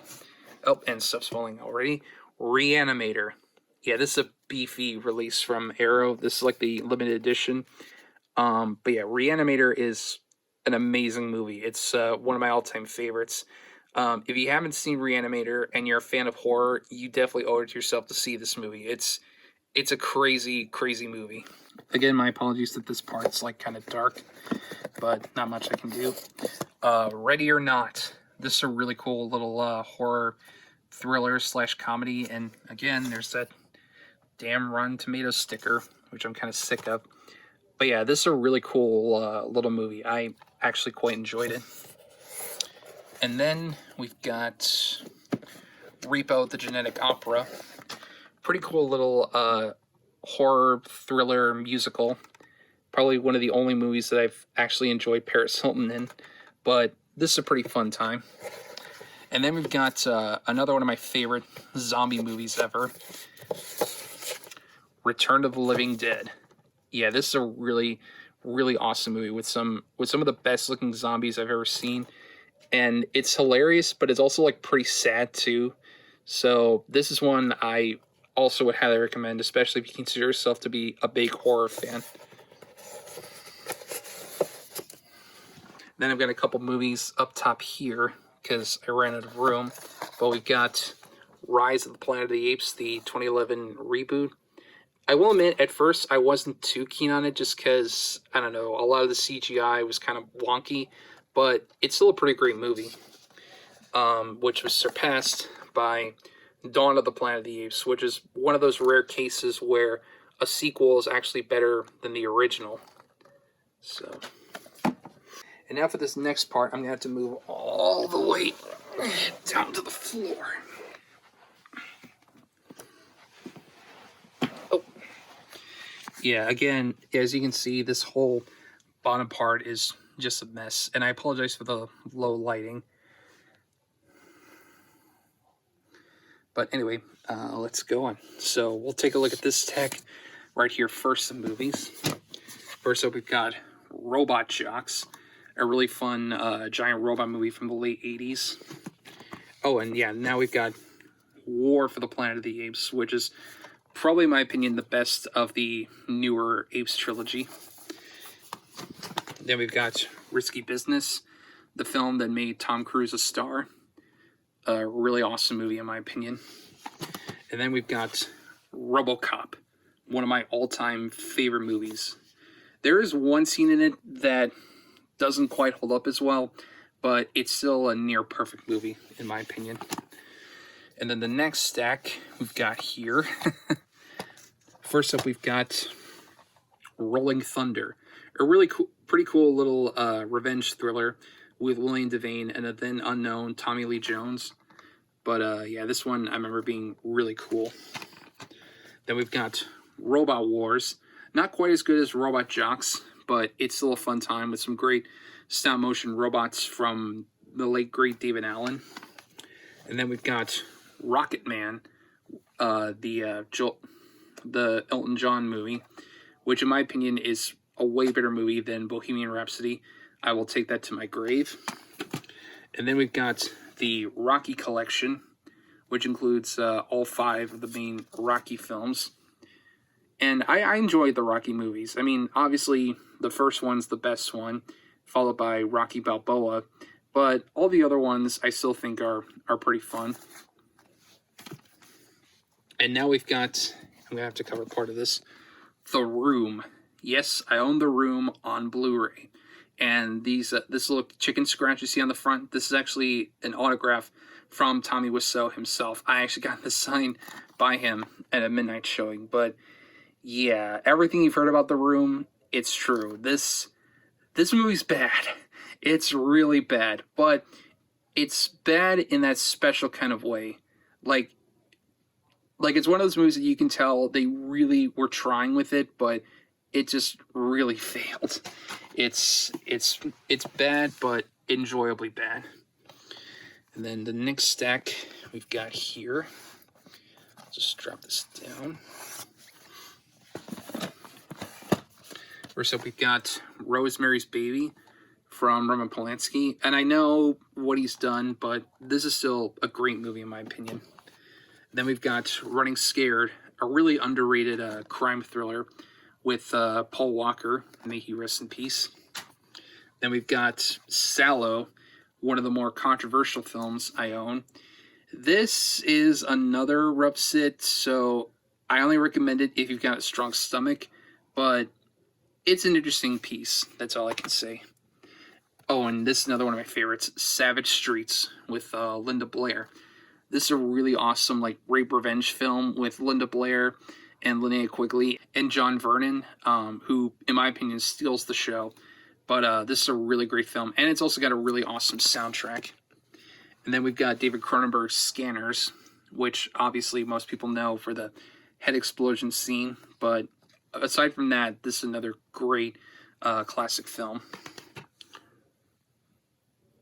And then we move on to the final stack up here. Yep, I own Sharknado on Blu-ray.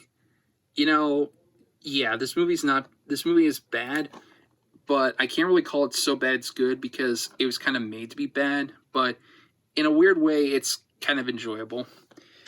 And then we've got an absolute classic, Scarface with Al Pacino, which this was actually a gift from a fan of mine. I'm sorry I forget who it was, but you know who you are, and thank you so much for this. And then we've got Schindler's List. Definitely one of the roughest movies ever made, you know, of course, considering the subject matter, but it's still a great movie. It's another one that deserves all the praise it gets. Then we've got Serpent and the Rainbow, another one of Wes Craven's lesser movies. Probably one of the only movies I've ever seen about voodoo, but this is another great movie with Bill Pullman, especially. Then we've got Seven, which is, in my opinion, one of David Fincher's best movies. I absolutely adore this, and if you're on Rogue Internet Man's server, I did a review for this for local Cryptid. So, Crypt, if you're watching this, I hope you appreciate it. And last, we've got another great film from none other than Guillermo del Toro, The Shape of Water, which I'm still amazed to this day that this won the Oscar for Best Picture, because it's such an oddball movie for the Academy to even consider. And I get tired of telling so many people that you have to see this movie, and then they brush it off as like, oh, that weird movie where a woman has sex with a fish. I mean, yeah, but there's more to the movie than just that. So I think those people really need to give it a shot. Move those over. And then next we've got Shazam. Probably one of the better DC EU movies to come out. Definitely one of my favorites. And then going over here, we've got an immortal classic. Oh, if I can. Stanley Kubrick's The Shining, which is an amazing movie. I know Stephen King doesn't like this movie, but I still like it. I think it's a great movie. And then we've got the long-awaited follow-up to The Shining, Dr. Sleep, from Mike Flanagan, who's become one of my favorite horror directors. And this one's obviously not as good as The Shining, but I think it works like a companion piece to The Shining. So if you like The Shining, you'll definitely like Dr. Sleep. And then next we got another lesser-known Wes Craven movie, Shocker, which Shocker's not one of his best. Like, they were clearly trying to make this Horace Pinker character like the next big horror icon. But for what it is, it's entertaining. You know, I think it's fun, especially for Mitch Pileggi as Horace Pinker. And then next we've got one of my favorite underrated action films, Shoot 'Em Up, with Clive Owen, Paul Giamatti, and Monica Bellucci. Really, really awesome stuff. If you haven't seen it, you really owe it to yourself to check it out. Then next up we've got the Oscar-winning Silence of the Lambs. Not really much more to say about it that hasn't already been said, but it's a great movie. And then we've got the also-controversial Silent Night, Deadly Night, which is one of my personal favorite slasher films from the 80s. Yeah. And then we've got the equally infamous, but for different reasons, sequel, Silent Night, Deadly Night Part 2. You know about this movie, so I don't think there's anything more I need to say about it. Next up, we've got Silent Rage, another Chuck Norris movie. Probably the closest we'll ever get to a Chuck Norris horror film, but this one's still a lot of fun. And then we've got one of the weirdest movies I own, The Sinful Dwarf. I don't know what I can say about this movie that could possibly do it justice, but I don't know. It's bizarre. Like, there's right here.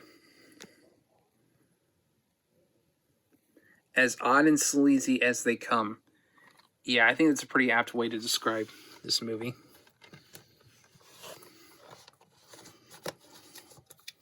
And then we've got Sinister, one of my favorite more recent horror films from Scott Derrickson, who later went on to direct Doctor Strange. This is another near perfect film, except for the ending, which, if you've seen the movie, you know what I'm talking about, but the ending really, really hurts this movie, but it's still phenomenal in my opinion. And then next we've got Brian De Palma's Sisters with Margot Kidder. I actually did this one also like way earlier, back in 2018, around the time of Margot Kidder's death, as a way to kind of pay tribute to her. And then next we've got Slaughterhouse, which is a pretty interesting little late 80s slasher. And what's actually pretty cool about this set is the way it opens. As you can see, there's like a split down the middle, and if you just push it to the side, it comes off. And inside, you've got the actual Blu-ray, which this is a pretty cool little, I guess you could call it like a horror comedy, but yeah, this one's pretty fun. I mean, you know, just look at that face. How could you say no to a face like that? And then next up, we've got probably one of my favorite movie titles ever, Slave Girls from Beyond Infinity. Yeah, this is a really fun little B movie. If you're into that kind of thing, definitely check it out.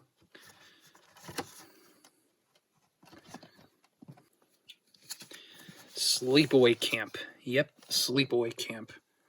One of the best cult slasher films of the early '80s. Definitely one that every horror fan should see, in my opinion. And then next we've got the first film that James Gunn ever directed, Slither, a really cool little sci-fi creature feature with Michael Rooker and Elizabeth Banks. And then we've got Slumber Party Massacre, another little-known '80s slasher, directed by a woman this time. But yeah, this one's pretty fun. And then we've got Snow White and the Huntsman, which is probably one of the first times where I ever saw Kristen Stewart and thought, she's actually not that bad. And then we've got another one of my favorite movie titles, Sorority Babes and the Slimeball Bolorama. Yeah, this is definitely one of my favorite full moon movies from David Dakota. But yeah, this one is a really good time, and I'm definitely looking forward to whenever they do that sequel as part of their Deadly 10 series. And then next we got Sorry to Bother You, a very lesser known kind of comedy, I guess you could say, like dark comedy that kind of flew under the radar back in 2018. But yeah, this is one I would definitely recommend checking out. And then next we got Species. Yeah, the mid-90s sci-fi thriller Species, featuring then unknown Natasha Henstridge. Yeah, this is a pretty cool little sci-fi movie with a really great cast too. You got Natasha Henstridge, Ben Kingsley, Michael Madsen, Forrest Whitaker, Alfred Molina. Yeah, this is a great movie. And then next we've got Spellcaster, another lesser-known film from Charles Band with two different covers. And yeah, there's a number here at the top. This is number 2576 edition of 4000. So this is a very limited copy that I have. And then we move on to more Marvel movies. We've got Spider-Man Homecoming, Spider-Man Into the Spider-Verse, and Spider-Man No Way Home. Far From Home, my bad. And then we've got Spider-Man Far From Home. Definitely excited for the next Spider-Man movie, No Way Home. And then we've got Split, one of my favorite M. Night Shyamalan movies. And then we got Spookies, which, if you know anything about the production of this movie, you know that this film was pretty much a disaster making it. But it's a very interesting little haunted house movie. And then we've got one of my favorite Italian horror films, Stage Fright. This is definitely a pretty crazy movie, but it's still, it's a good time, I think. And it's another one that's got some pretty brutal kills in it.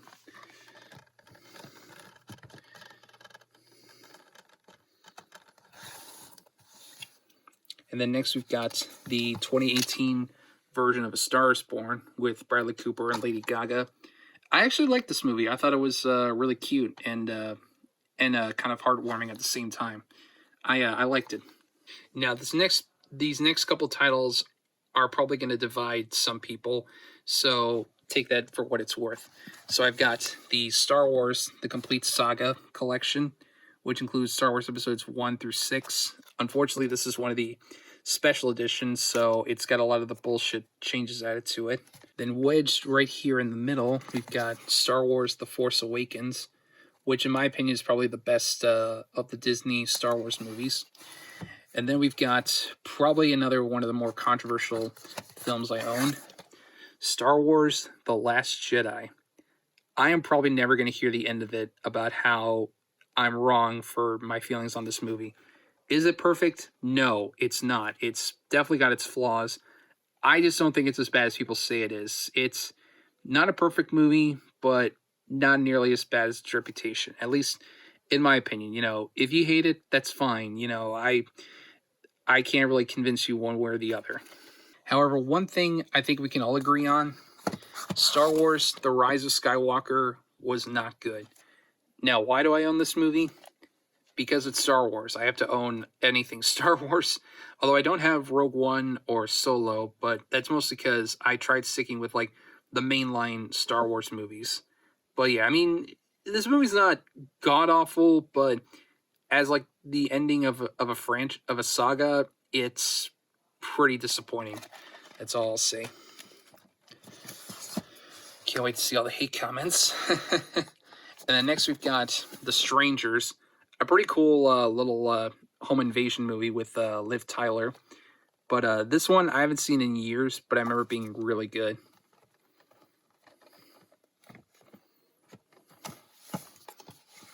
And then speaking of home invasion, we've got Straw Dogs, the original 1970s film from Sam Peckinpah with Dustin Hoffman.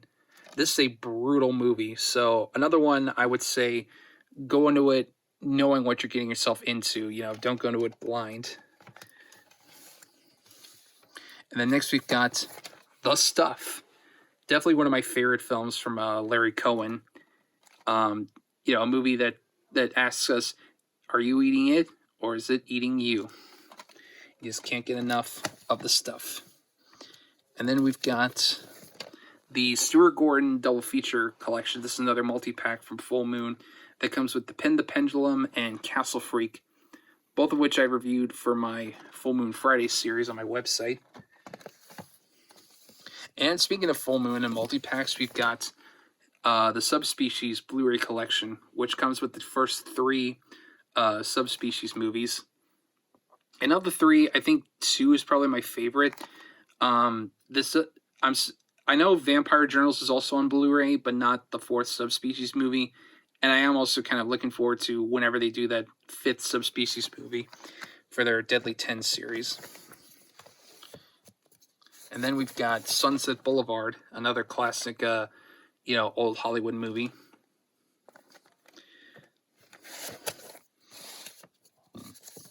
And then we've got Sugar Cookies, or as Lloyd Kaufman describes, the only X-rated movie that ever lost money. This is an interesting little feature, is all I can say, with Lynn Lowry and Mary Warnoff back in their prime. But yeah, this is kind of like a more erotic version of like a Hitchcock thriller. But yeah, this one's pretty interesting. I would definitely give it a watch.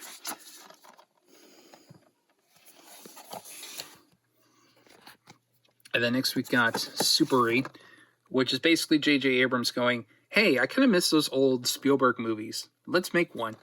And this one just so happened to be produced by Steven Spielberg. But yeah, this is another great movie. It does have quite a few lens flares, but it's still really fun and also really heartwarming.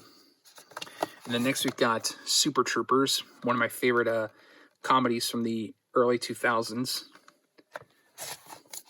And then we've got Suspiria, probably my favorite Dario Argento film, or at least one of my favorites. But this is actually the first Italian horror movie I ever saw, and I still love it to this day. It's a classic. And then we've got what's arguably the first blaxploitation film ever, Sweet Sweetback's Badass Song from Melvin Van Peebles, which I actually reviewed this movie about a year ago, I think, for Black History Month. But yeah, this is a very bizarre little film, but I really enjoy it for what it is. I definitely do think if you're a fan of like blaxploitation, you should definitely check this one out. And then next I've got the 2 Tales from the Crypt movies. I've got Tales from the Crypt Demon Knight and Tales from the Crypt Bordello of Blood. Now, between these 2 movies, I definitely think Demon Knight is the better film. It's much more entertaining and definitely gets that right balance of like horror and comedy. Whereas Bordello of Blood, I don't know, like it's not terrible. Some of the jokes land, but it definitely emphasizes comedy over horror, and it just doesn't work.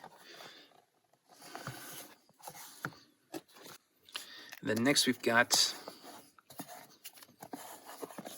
Tammy and the T-Rex. Yep, I own Tammy and the T-Rex.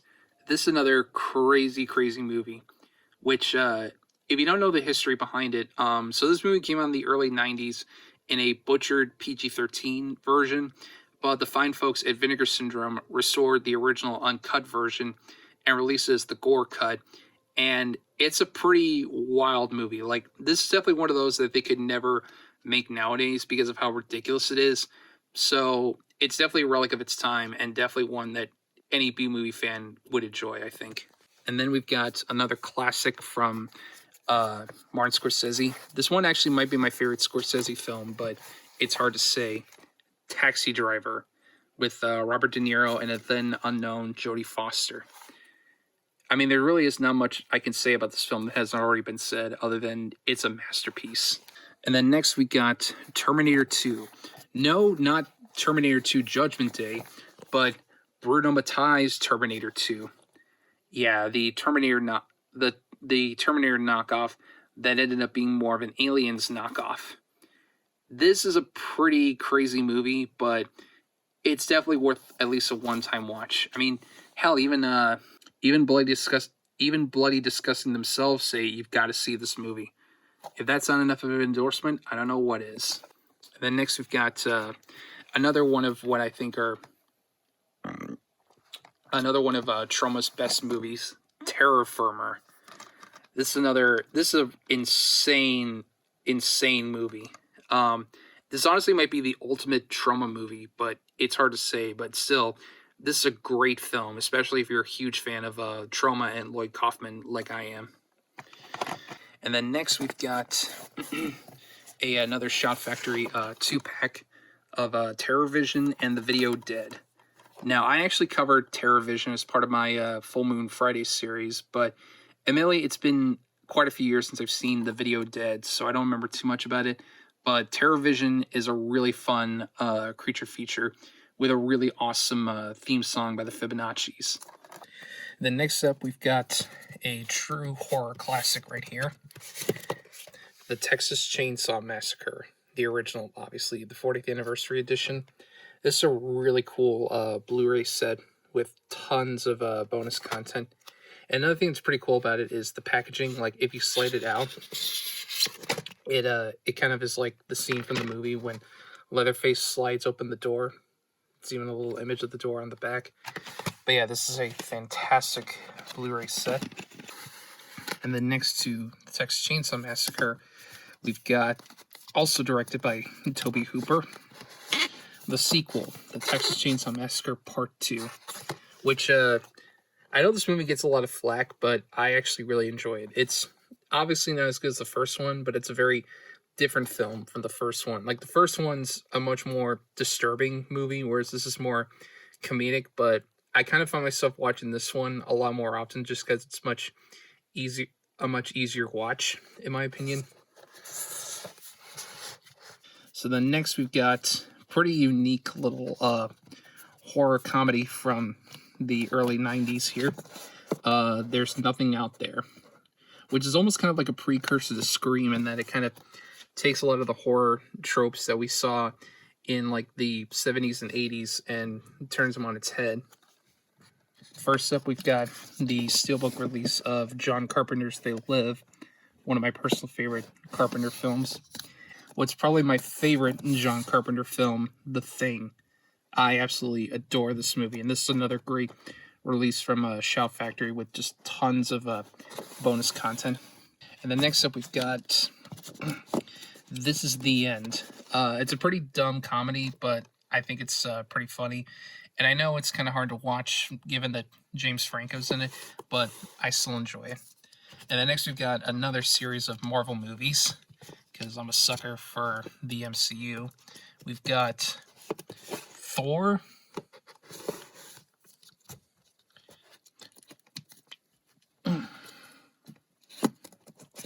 The Dark World, which is probably my least favorite of the MCU, but I still own this just because I like to have the complete MCU collection.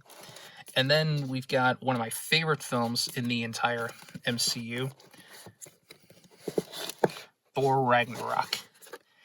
Now, this is one that really surprised me because I was not a fan of the Thor movies, but then when I saw the trailer for this, I was like, oh yeah, this is going to be good, and it definitely exceeded my expectations, and I'm actually really, really excited for the next Thor movie to come out, Thor Love and Thunder, but that's obviously going to be a bit of a while. And then next up, we've got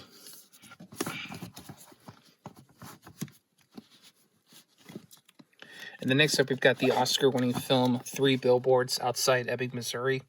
And obviously, this kind of goes without saying, but there is no town in Missouri called Ebbing. It was just something made up for the movie, but it's still a great film. Definitely one of Frances McDormand's best movies, and also one of Sam Rockwell's best performances. He definitely earned his Oscar. And then we've got Top Gun.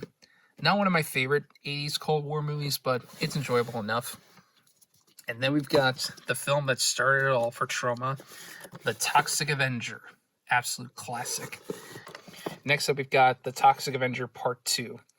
Not really one of the better Toxic Avenger movies, but it's enjoyable for what it is, and I still need to get my hands on Part 3 and Citizen Toxie, but I just haven't gotten around to it. These Troma Blu-rays are actually kind of hard to find, so Lloyd, if you're watching this, help your boy out. And then next we got another multi-pack from Full Moon, the Trancers Squid Pack, which comes with, in my opinion, the 3 best Trancers films, Trancers, Trancers 2, and Trancers 3. All 3 of these are really cool, like, sci-fi action films, and the first 2, anyway, feature the late Art LaFleur. May he rest in peace. And then next up, we've got the Transformers, the movie from 1986. This is a steelbook that Shout Factory came out with for the 30th anniversary. It's a really cool steelbook. I know they came out with one for the 35th anniversary that I'm thinking about getting, but I don't know. It's kind of hard for me to part with this because I think this is still a really cool looking steelbook. And then next up, we've got another limited edition from Arrow Video. We've got Tremors, one of the most fun creature features from the early 90s with Kevin Bacon and Fred Ward. Definitely a fun time. And then we've got probably one of my favorite Halloween-themed movies, Trick or Treat, which I actually covered a bit in my top 10 best horror films to watch on Halloween. So you can check that video out to learn more, but this is still a great movie, and this is a great release from Shout Factory as well. And speaking of Shout Factory, I've got another one of their double feature packs here for Troll and Troll 2. Now, I covered Troll as part of my Full Moon Friday series because this is a film made back in the Empire Pictures days, but obviously more people know about Troll 2 than they know about Troll. But what's pretty cool about this this set here is it comes with the first 2 movies on a Blu-ray, but then it also comes with the documentary Best Worst Movie on DVD, which is actually a really excellent documentary that talks about the making of Troll 2 and also just how the cult fan base of the film affected the lives of the people involved. But yeah, it's a really cool set, and I think you can still get this, but the set that you can get now doesn't include the extra discs, so I'm kind of lucky there. And then next we got another Troma classic right here, Tromeo and Juliet, another one of my personal favorites, written by James Gunn years before he made Guardians of the Galaxy. And next up we've got The Truman Show, one of Jim Carrey's best movies, in my opinion. Then we've got one of my favorite, more recent horror comedies, though this one kind of leans a bit more into the comedy than the horror, but Tucker and Dale vs. Evil. I actually rewatched this not so long ago with a friend of mine, and I still really enjoyed this movie, and I really, really hope we get a sequel, because this movie deserves it. And then next we've got Unbreakable, which is probably my favorite M. Night Shyamalan movie. And I actually did an unboxing of the steelbook not so long ago, so you can check that video out if you want to learn more. But yeah, this is a great release for a pretty awesome movie.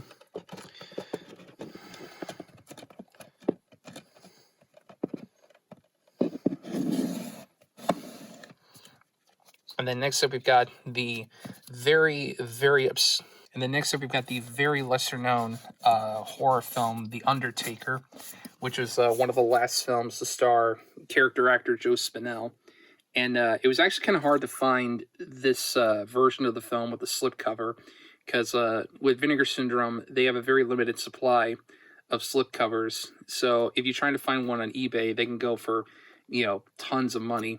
But this movie, it's okay from what I remember. This is actually another one that I reviewed years and years ago, back when FilmNerd was still in its infancy.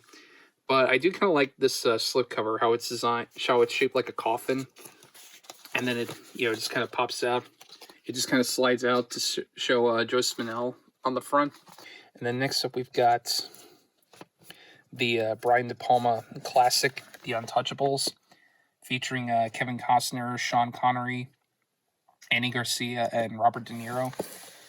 And then we've got Us, Jordan Peele's follow-up to Get Out.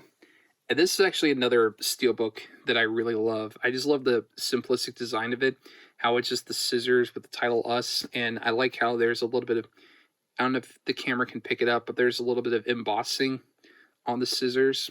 But yeah, this is a really cool, very simplistic steelbook. And then next up we've got Vamp, a very oddball vampire movie from the mid-'80s with Grace Jones. I haven't seen this one in a long time, but I remember it being kind of fun. And then we've got VFW, which is a pretty cool little siege movie with some of the best character actors in Hollywood: Stephen Lang, William Sadler, Martin Coe, Fred Williamson. David Patrick Kelly. David Patrick Kelly and George Wendt. This is a really cool little siege movie, like I said before. And then next up, we've got the Vincent Price Collection, Volume 1. And I was actually really lucky to pick this up. I got this on eBay because for the longest time, this was actually out of print. I think Shout Factory has since re-released it. And I know there's 2 other volumes, but Volume 2, I believe, is also out of print. But this is a really cool collection of Vincent Price movies. It's got The Pin, the Pendulum, Mask of the Red Death, The Haunted Palace, The Fall of the House of Usher, The Abominable Dr. Phibes, and Witchfinder in general. And as you can see, each movie has got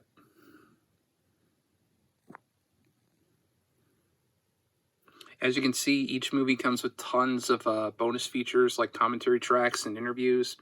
But yeah, this is a really cool set that I would definitely recommend for anybody who's a Vincent Price fan. And then next up we've got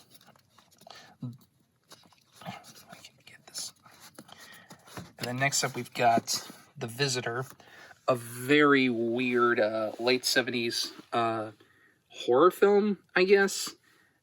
I don't really know how to describe it, but you kind of have to see it to know what I'm talking about. But yeah, this movie is very, very weird. Honestly, this could actually make a pretty decent double feature with God Told Me To. And for those of you who've seen it, you'll know what I mean. And then next we've got another pretty unique little horror film, Vi, or Vi, I'm not sure how you pronounce it. But yeah, this is a Russian horror film from the mid-'60s. And this is a really cool slipcover. I love it. This is actually a limited edition release from Severed Films, and I actually did a review for this movie a couple years ago, so definitely check that one out as well. And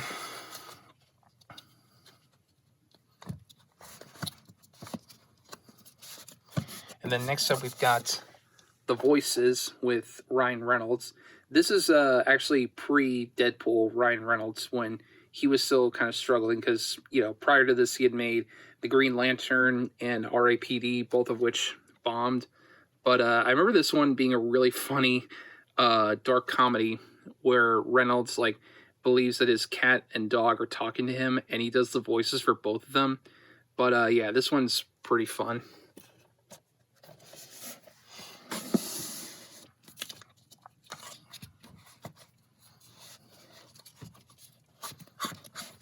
And then next up we've got Walk Among the Tombstones. Probably one of Liam Neeson's best movies, and I remember this one being a pretty dark thriller, honestly.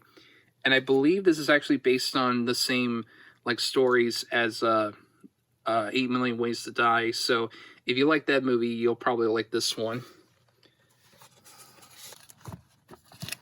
Then next we got And then next up we've got Walking the Edge, a lesser-known revenge thriller with Robert Forster and Joe Spinell, which I actually covered for Full Moon Fridays, because even though it wasn't made by them, this is actually picked up by Empire Pictures, the company founded by Charles Band back in the 80s. But this is a pretty cool little revenge thriller, and I've actually used the music from it for some of my streams. So if you like 80s revenge thrillers, you'll definitely get a kick out of this one. And then I got a couple more Criterion releases here. First up, we've got War of the Worlds, the original 1950s film. Definitely a classic, easily better than the Tom Cruise movie. But yeah, I mean, obviously the effects look pretty cheesy, by today's standards, but it's still an important sci-fi film and definitely worth a watch, I think. And then next we got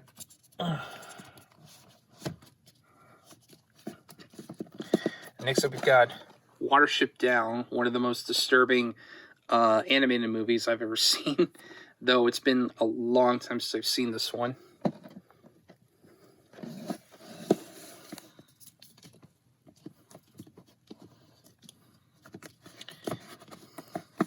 And then We're Still Here, a really effectively creepy little haunted house movie with Larry Fessenden and horror legend herself, Barbara Crampton, in one of her more serious roles. But yeah, this is definitely one I would highly recommend.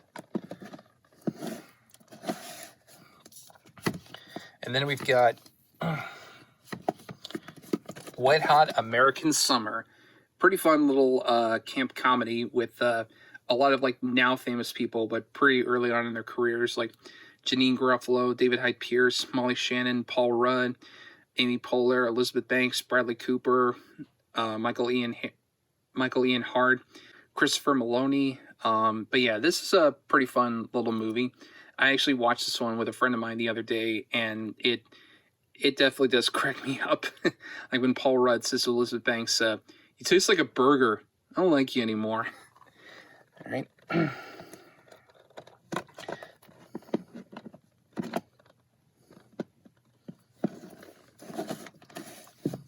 And then next we got a double dose of Nicolas Cage here. First up, we've got probably my second favorite David Lynch film after Blue Velvet, Wild at Heart, with Nick Cage and Laura Dern. Yeah, this is a really crazy movie, but I remember really digging it. And it's got another great cast, too. It's got Diane Ladd, Harry Dean Stanton, Isabella Rossellini, and a couple other people whose names escape me. But yeah, this is another good one. And then we've got the unofficial... We've got the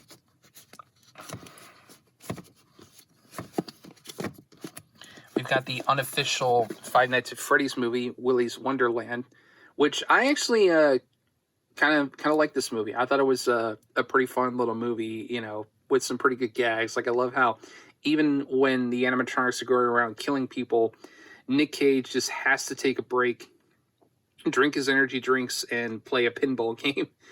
I don't know. I thought this was funny.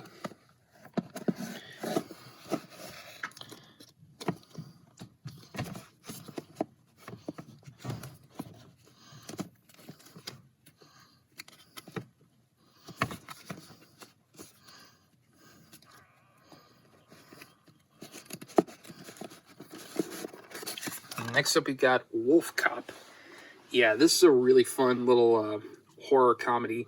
Definitely one that kind of is sort of in that, artificial bad movie kind of vibe. But I actually thought this was a lot of fun. I really love it. And I also dug the fact that they stuck with mostly practical effects for the movie. But yeah, this one's enjoyable. I haven't seen the sequel, Another Wolf Cop, but I definitely do want to check it out at some point. And next we got The Wolf of Wall Street, a modern classic from Martin Scorsese, with probably one of Leonardo DiCaprio's best performances. But pretty much everyone in this movie is great. He's phenomenal. Jonah Hill, Margot Robbie, everyone in this movie rocks. Plus, you gotta love any modern movie that throws in a reference to the 1930s film Freaks. It's pretty great. And then we got the one lone X-Men movie that I own. If I can fish it out.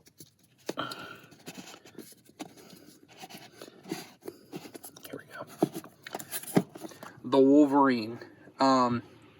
Yeah, this I actually remember really liking this movie because like most everybody else hated X-Men Origins Wolverine, but I was pleasantly surprised by this one. And then the same director made Logan, and it was a great film. I unfortunately don't own a copy of Logan yet, but this is still a really good movie. Has some problems towards the end, but still a good time.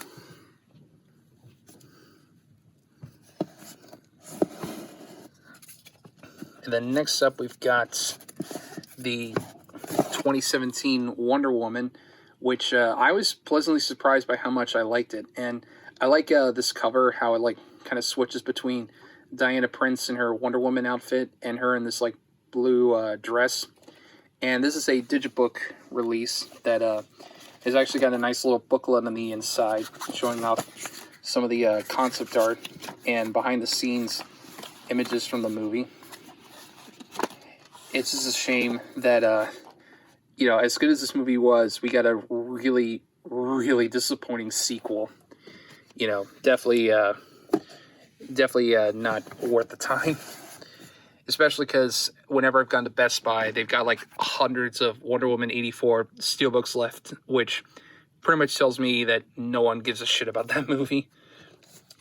And then next we've got Wonder Women, which is totally different from Wonder Woman.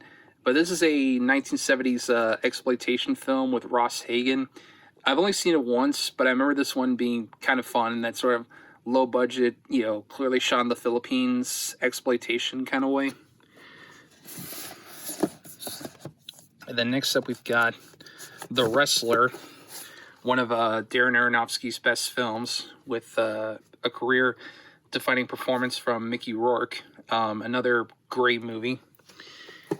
And then we've got the cinematic wonder that is The Hunter from the Future, which is a movie like Manos I never thought would get a Blu-ray release, but here we are. Unfortunately, the only major bonus feature on here is a commentary track from Red Brown. But if you haven't seen you have to see it at least once. It's such a dumb movie, but it's a lot of fun. I can't recommend it enough, especially for bad movie fans like myself. And then next we got a comedy classic, Young Frankenstein from Mel Brooks. Definitely one of his best movies. I prefer Blazing Saddles, but I think Young Frankenstein is also really funny, especially if, like me, you're a huge fan of the Universal Monster movies. All right, and we're almost done with the shelf. We're now in the Z's.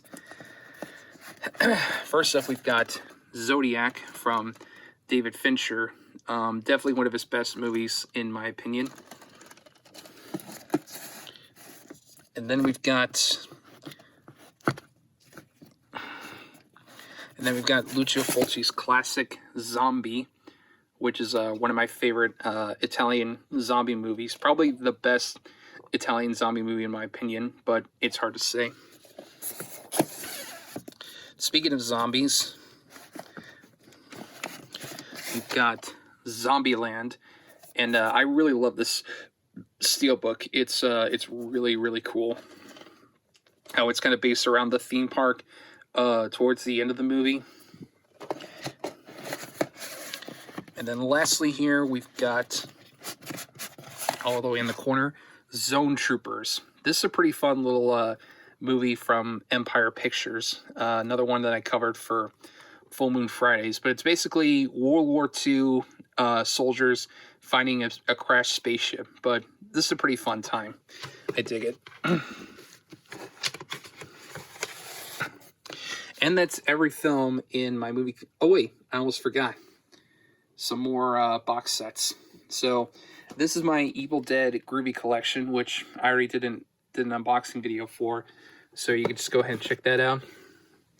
And then my Rambo Steelbook collection, which I also did a video on, which you can go check out. But yeah, this is a great set with all 5 Rambo movies. Definitely recommend it.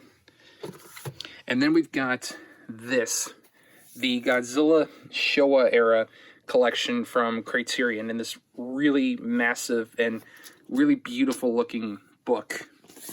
Yeah, it's just huge. You know, it's got all this wonderful artwork, just pages upon pages where it talks about all the individual movies from the Showa era, from the original Godzilla through Invasion of Astro Monster, Destroy All Monsters, Godzilla vs. Gigan, all the way up to, Terror of Mechagodzilla. And it's got all the movies on here, but it's kind of annoying how they have the discs here, because, like, as you can see, some of them are kind of like sliding inside the page, and like to get each of the, if I can just pull it forward, there we go. In order to get one of the discs out, you kind of have to like put your finger under the disc and then pull it out. I've heard that companies do stuff like this to avoid, like, you know, having loose discs everywhere, but I'd much rather have that than, you know, having to do this whenever I want to watch one of these movies. But nonetheless, still a great collection, and I really hope Criterion gets the rights to the other Godzilla movies, because I'd love to see like a Heisei era collection from them. But yeah, oh wait, I'm still not done. There's still plenty more movies to go, so including, and these are my to watch stacks. Basically, these are movies that either I haven't seen or I have seen, but I just never got around to checking out the Blu-rays for them. Some of these you might have already seen in some of my unboxing videos, so I'll just kind of quickly go through these. So I've got Black Widow, which I've shown off in a video. The Steelbook for Suicide Squad, which I've shown off in a video. American Psycho, great movie that I've done a video on. Let's see, Robo War and Gwendolyn, I've shown off in one of my Severin Films unboxing videos. Santa Sangre, same thing, shown off in one of my Severin Films unboxings. And then I've got Django here, the Arrow Films release of it. And this is actually a really hard set to find, because this came out, I believe, in like 2018 or so. And they ran into some legal trouble with Blue Underground, who had previously released this on Blu-ray. But they managed to get it sorted out, and now you can find this pretty readily available on 4K. But I believe this is the original release from Arrow, right before they were shut down. And then I've got the Steelbook for Saw, which I've done an unboxing video on. Eaten Alive, which, sorry, stuff is falling over, which I believe I covered in my Severin Films unboxing. And then I've got the Steelbook for Sicario, which I've done a video on a while back. And then I've got The Incredibles and Incredibles 2. I like both of these, but I definitely think the first Incredibles is the better movie of the two. And then we've got Psycho, which I've done a video on, but yeah, it's an incredible steelbook. And I've been meaning to get some of the other Hitchcock steelbooks that have come out. And then we've got Silent Madness in 3D, which I believe I showed off in one of my Vinegar Syndrome unboxing videos. And then we got 30 Days of Night, which I've been meaning to check out because I've heard this is a really cool vampire movie, and I've read the comic book that it's based on, so I'm really hoping for the best. Then we've got the steelbook here for My Bloody Valentine. Definitely one of the better steelbooks to come out from Shout Factory. Then we've got A Quiet Place Part 2, which I've done a video on this steelbook. Really cool. Then we've got Gunfight at the OK Corral, which I believe a fan sent this to me. I don't remember who you are, but thank you so much for sending me this, and I'm sorry I haven't gotten around to watching it. And then we've got Tourist Trap, really cool, like kind of proto-slasher film, I guess you could say. I did a review on this for Full Moon Fridays, like a couple months back, but yeah, this is a really cool movie. And then we've got the 1980 Flash Gordon, which is a pretty insane little movie that can only be made in the early 80s, but it's a lot of fun. And then we've got this massive box set for Donnie Darko, which comes with the theatrical cut, the director's cut, and a giant booklet for the movie. But yeah, I would say that's the end of my movie collection, but there's actually way more than just these to cover. So for that, we're going to have to go to another part of the basement, to what I like to call the storage closet of doom. Okay, so here we are now in the storage closet of doom, and inside of this dresser is the rest of my movie collection. Yeah, this is where a lot of the stuff that I don't have room for goes, which I know is kind of sad, but you kind of just have to make do with what you got. So anyway, let's continue. So first up, we've got Creepshow, an amazing film from George Romero that actually made my list of the best movies to watch on Halloween. Let's see, then we got Serial Mom, a pretty unique little movie from John Waters, with a really fun performance from Kathleen Turner as a serial killer. And then we got Disney Pixar's Soul, which I've actually done an unboxing video on this Blu-ray release, so you can go and check that out. And then we've got The Fisher King, one of Terry Gilliam's lesser-known movies, but still an incredible film with Robin Williams and Jeff Bridges. If you haven't seen it, I would highly recommend it. It's a great little movie. And then we've got The Favorite with Emma Stone, Rachel Weisz, and Olivia Colman. This is another great little movie from 2018 that I believe actually made my list of the best movies of that year. So you can go into my website and check that out. And then we've got Batman Returns, which I don't know. A lot of people seem to like this one better than the first one, which I don't really see. I enjoy Batman Returns, but I always felt this felt less like a Batman movie and more like, you know, a Tim Burton movie that happens to, you know, be about Batman. But it's still pretty fun. And then we've got the original 1974 Death Wish with Charles Bronson, classic.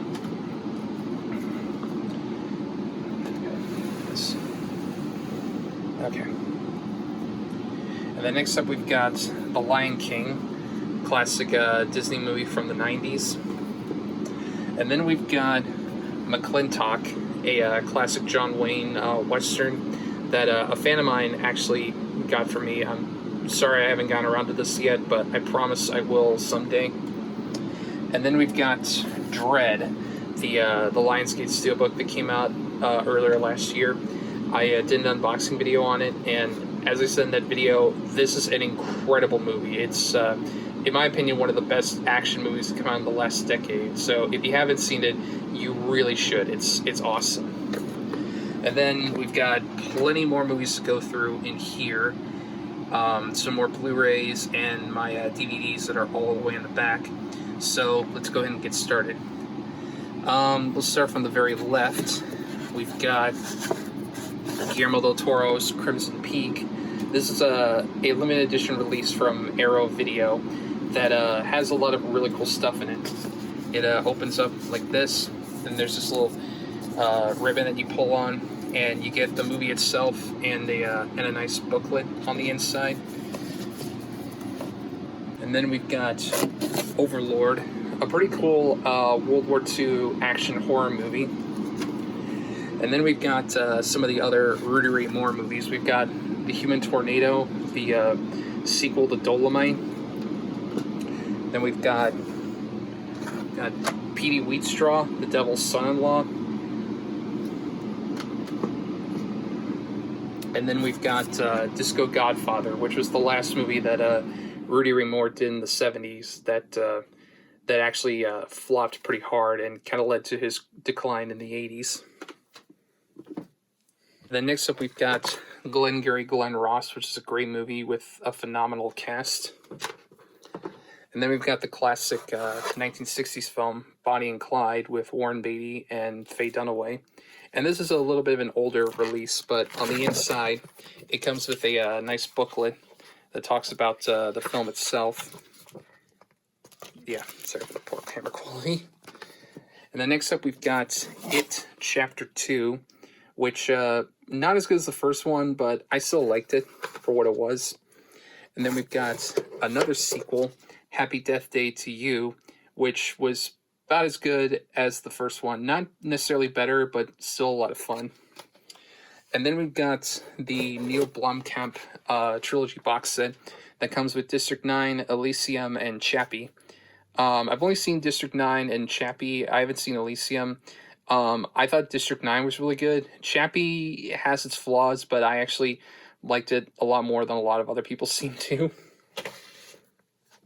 And then next we've got Dr. Mordred, MD.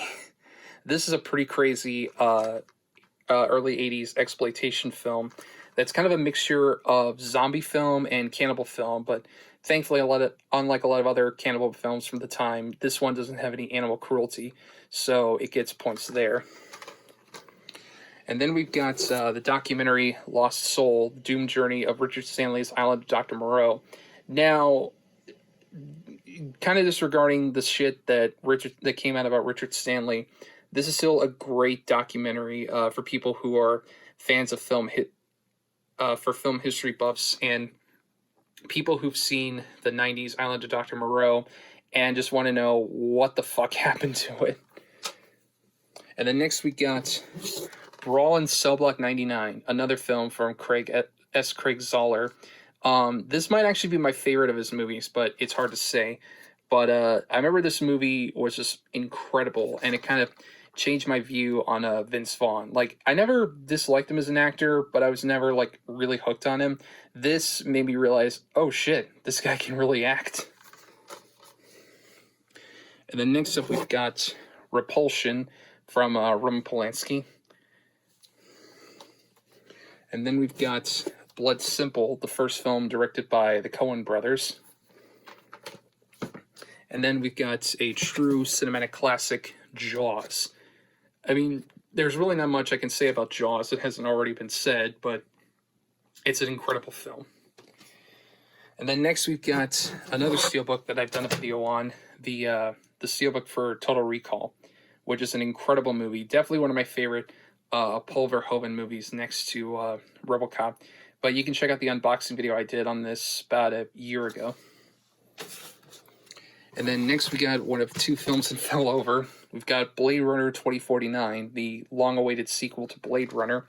Not as good as Blade Runner, but I think this works as like a companion piece to that film. Plus, the guy who directed this, Denis Villeneuve, recently did the new Dune movie, which I haven't seen yet at the time of recording this, but I definitely want to check it out because I've heard nothing but good things. And then next we've got a double feature disc of Welcome Home, Brother Charles and Emma May. This is one that I got at a Vinegar Syndrome sale a few years ago. I haven't checked it out yet, but I do plan on getting around to it at some point. It's kind of the problem with owning a huge movie collection is you tend to run into the problem of you own so many movies, but you hardly ever you don't really get around to watch them until much, much later. And then we've got, going back to Richard Stanley, Color Out of Space, which, again, you know, in spite of the shit that came out about Richard Stanley, this is still an incredible movie and definitely one of Nick Cage's best films in quite a long time. And then next we got the sequel to Death Wish 2, which is a pretty enjoyable little revenge thriller. Though it's definitely more exploitive than the first one, but then again, this is the first one done by the Cannon Group, so, you know, that's kind of expected. And then speaking of Cannon, we've got Exterminator 2, which I haven't gotten around to watching this one like a lot of other movies, but I've been told this one's a pretty fun little vigilante flick, so, and I just love that cover. It's awesome. And then next we've got Roadhouse with Patrick Swayze, pretty cheesy 80s film that, you know, nothing I can really say can do this movie justice, but it's a great time. And then we got Black Swan with Natalie Portman, which I haven't seen this movie in a long time, but I remember it being just incredible. And I think Natalie Portman easily deserved her Oscar for this movie because it's an incredible film. And then we've got Beverly Hills Cop, which is another great 80s movie. Definitely one of the funniest movies from the 80s and one of Eddie Murphy's best films. This is actually also sent by a fan. You know who you are, and thank you so much for sending me this. I greatly appreciate it. And then the last... no, wait, we've still got more Blu-rays to go. Next up, we've got Snowpiercer, which is another great film that was actually made by Bong Joon-ho, who recently did the Oscar-winning Parasite. So if you like that film, you'll definitely like this one. This is one that unfortunately got fucked over by the Weinsteins, but thankfully it's gotten the recognition it deserved. And now we go all the way back in here. And let's see, let's take this one out. We've got The Witch from Robert Eggers, I believe is his name. The guy who later went on to direct The Lighthouse. I had heard about this movie back in the day, but I never, but I did eventually see it in the theater, and it's a bizarre little movie. So, obviously, not everyone's going to like it, but I say give it a shot. And then, next up, we've got Shivers from David Cronenberg. This is actually his first film, made back in the early 70s, that I believe was actually produced by Ivan Reitman, who, of course, later went on to do Meatballs and Stripes and Ghostbusters. I haven't seen this one in quite a long time, but I remember it being a pretty interesting little horror flick. And then next up, we've got... Oh, The Elephant Man from David Lynch, his follow-up to Eraserhead. This is a pretty sad movie from what I remember. It's pretty dark, but it's still an incredible movie with an amazing performance from, well, both Anthony Hopkins and John Hurt. Plus, there's a pretty funny story about how David Lynch got the job thanks to Mel Brooks that I'll probably tell at a later time. But it's still a great film and one of Lynch's best. And then next we've got right here, Night of the Creeps, which I believe was also on my list of the best horror films to watch on Halloween. But yeah, this is a really fun little movie that mixes in tons of different genres. It's like a mixture of horror, comedy, sci-fi, college movie, sexploitation. It's all over the place, but it's a lot of fun. And Tom Atkins is amazing in the movie. Like, that tagline right there, that's one of his most famous quotes from the movie. And then what do we got next? We've got Lurking Fear from Full Moon. This is one that's probably going to end up on Full Moon Fridays at some point, but I've heard a lot of good things about it. And then we've got Battlefield Earth. Yes, I own Battlefield Earth on Blu-ray. This is another one that was sent by a fan, and I don't know. Again, it's like with Manos, The Hands of Fate. It's just one of those things where it's like, just the fact that this movie, of all movies, got a Blu-ray release is just hilarious to me. And I've seen it. It's bad. It's really, really bad. But it's also kind of enjoyable in how bad it is. So take that with a grain of salt. Next up, we've got The Blair Witch Project from 1999, the classic found footage movie. I know a lot of people are like, oh, it's not that scary, but I mean, yeah, it's kind of lost its mystique, but it's still a great little horror film, and you know, of course, it laid the foundation for future found footage movies.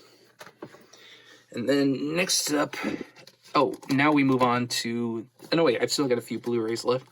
Next up, we've got The Nice Guys from Shane Black. A super underrated movie. There's that Rotten Tomatoes sticker again. But yeah, this is a great comedy thriller with Ryan Gosling and Russell Crowe. Definitely two of their best performances, and just an incredibly fun 70s style thriller. And then lastly, we've got stuff falling over. And lastly, we've got, for the Blu-rays, we've got this Rob Zombie trilogy steelbook that comes with House of a Thousand Corpses, The Devil's Rejects, and Three from Hell.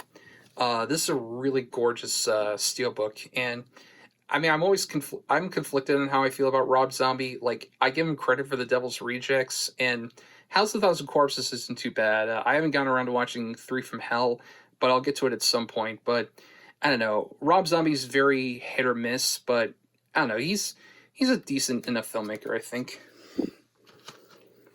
And then now we go on to the DVDs. Yeah, these are all the movies that I own on DVD. First up, we've got The Usual Suspects, which, again, I've been meaning to get to, but just never have. But I've heard that this is a really great movie. And then we got one of my favorite Trauma movies, Cannibal the Musical, which I've done a Trauma Tuesdays on. And this is a hilarious, like, horror comedy, though it kind of leans a bit more on the comedy side. And the musical numbers are also, like, surprisingly really catchy. And then next we've got Peter Jackson's Brain Dead, aka Dead Alive, which is one of the goriest horror movies I've ever seen, but it's a lot of fun. And I'm super excited for whenever Peter Jackson gets around to doing that 4K restoration of this, Bad Taste, and Meet the Feebles.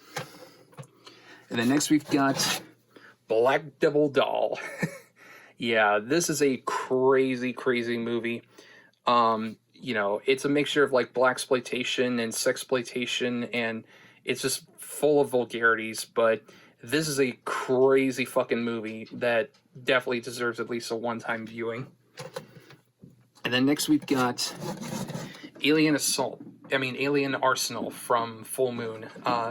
This is a DVD that I got for free for them, because usually whenever you buy something from Full Moon, they'll throw a free DVD in there, and this is just one that I happen to get quite a bit. So another one I haven't checked out yet, but I'll get to it. And then we've got season 1 of Tales from the Crypt, a classic horror TV series from the late 80s and early to mid 90s. I don't have the other seasons yet, but I do plan on getting them at some point. And then we've got George A. Romero's Dawn of the Dead. This is a great DVD set. It's got tons of bonus features on it, like 3 different cuts of the movie, a comic book, and just a lot of other great stuff. And I'm still waiting for the day when we get a Blu-ray release that has everything that's on this box set on it. Let me just move the DVDs out of the way. And then next we've got The Terminator. Yeah, I own The Terminator on DVD, but not on Blu-ray. Mostly just because there's some bonus features on the DVD that aren't on any of the Blu-ray releases, so I'm waiting to get a more definitive Blu-ray release of The Terminator before I upgrade. But yeah, what else can I say about it? It's an incredible film. And then next up we've got The Color of Money, the follow-up to The Hustler with Paul Newman and Tom Cruise from Martin Scorsese. This is one that I actually got as a gift a few years ago with a bunch of other Paul Newman movies. Haven't seen this one yet. Need to get to it at some point. And a bunch of stuff's falling over. Oh. And then next up we've got Cool Hand Luke from another Paul Newman movie that still haven't gotten around to, but I'll get to eventually. And then we've got upside down. Next up we've got From Dusk Till Dawn from Robert Rodriguez and Quentin Tarantino. An incredible little vampire movie with an amazing cast, and it's just a cool fucking movie. It's just a great time. And again, I'm still waiting for a Blu-ray release that's got all of these bonus features on it, which unfortunately at the time as of recording this video, that hasn't happened yet. And then next up we've got Electric Boogaloo, the wild untold story of Cannon Films. This is a documentary about the Cannon Group that is really cool. Like, they interview a lot of people who worked at Cannon at the time, and they go over like almost every single film that Cannon's ever made. So if you're a fan of Cannon Films like I am, you know, movies like Cobra, Masters of the Universe, Death Wish 3, what's it called? Missing in Action, then you'll definitely love this. And then we got another Paul Newman movie I haven't gotten to, Hombre. Yeah, sorry. Not much else I can say because I haven't seen this one. And then we got a few more DVDs back there. Next up, we've got Texas Chainsaw Massacre, The Next Generation. The film that Renee Zellweger and Matthew McConaughey would rather people forget about. I've been meaning to check this one out, but I kind of want to watch Leatherface Texas Chainsaw Massacre 3 first, which I haven't gotten around to watching either, but I've heard this is pretty bad, so I'm expecting the worst. And then we got season 1 of the Transformers. Then we've season 2 of the Transformers in both volumes, and seasons 3 and 4 of the Transformers, which basically season 4 is just like a 5-part episode.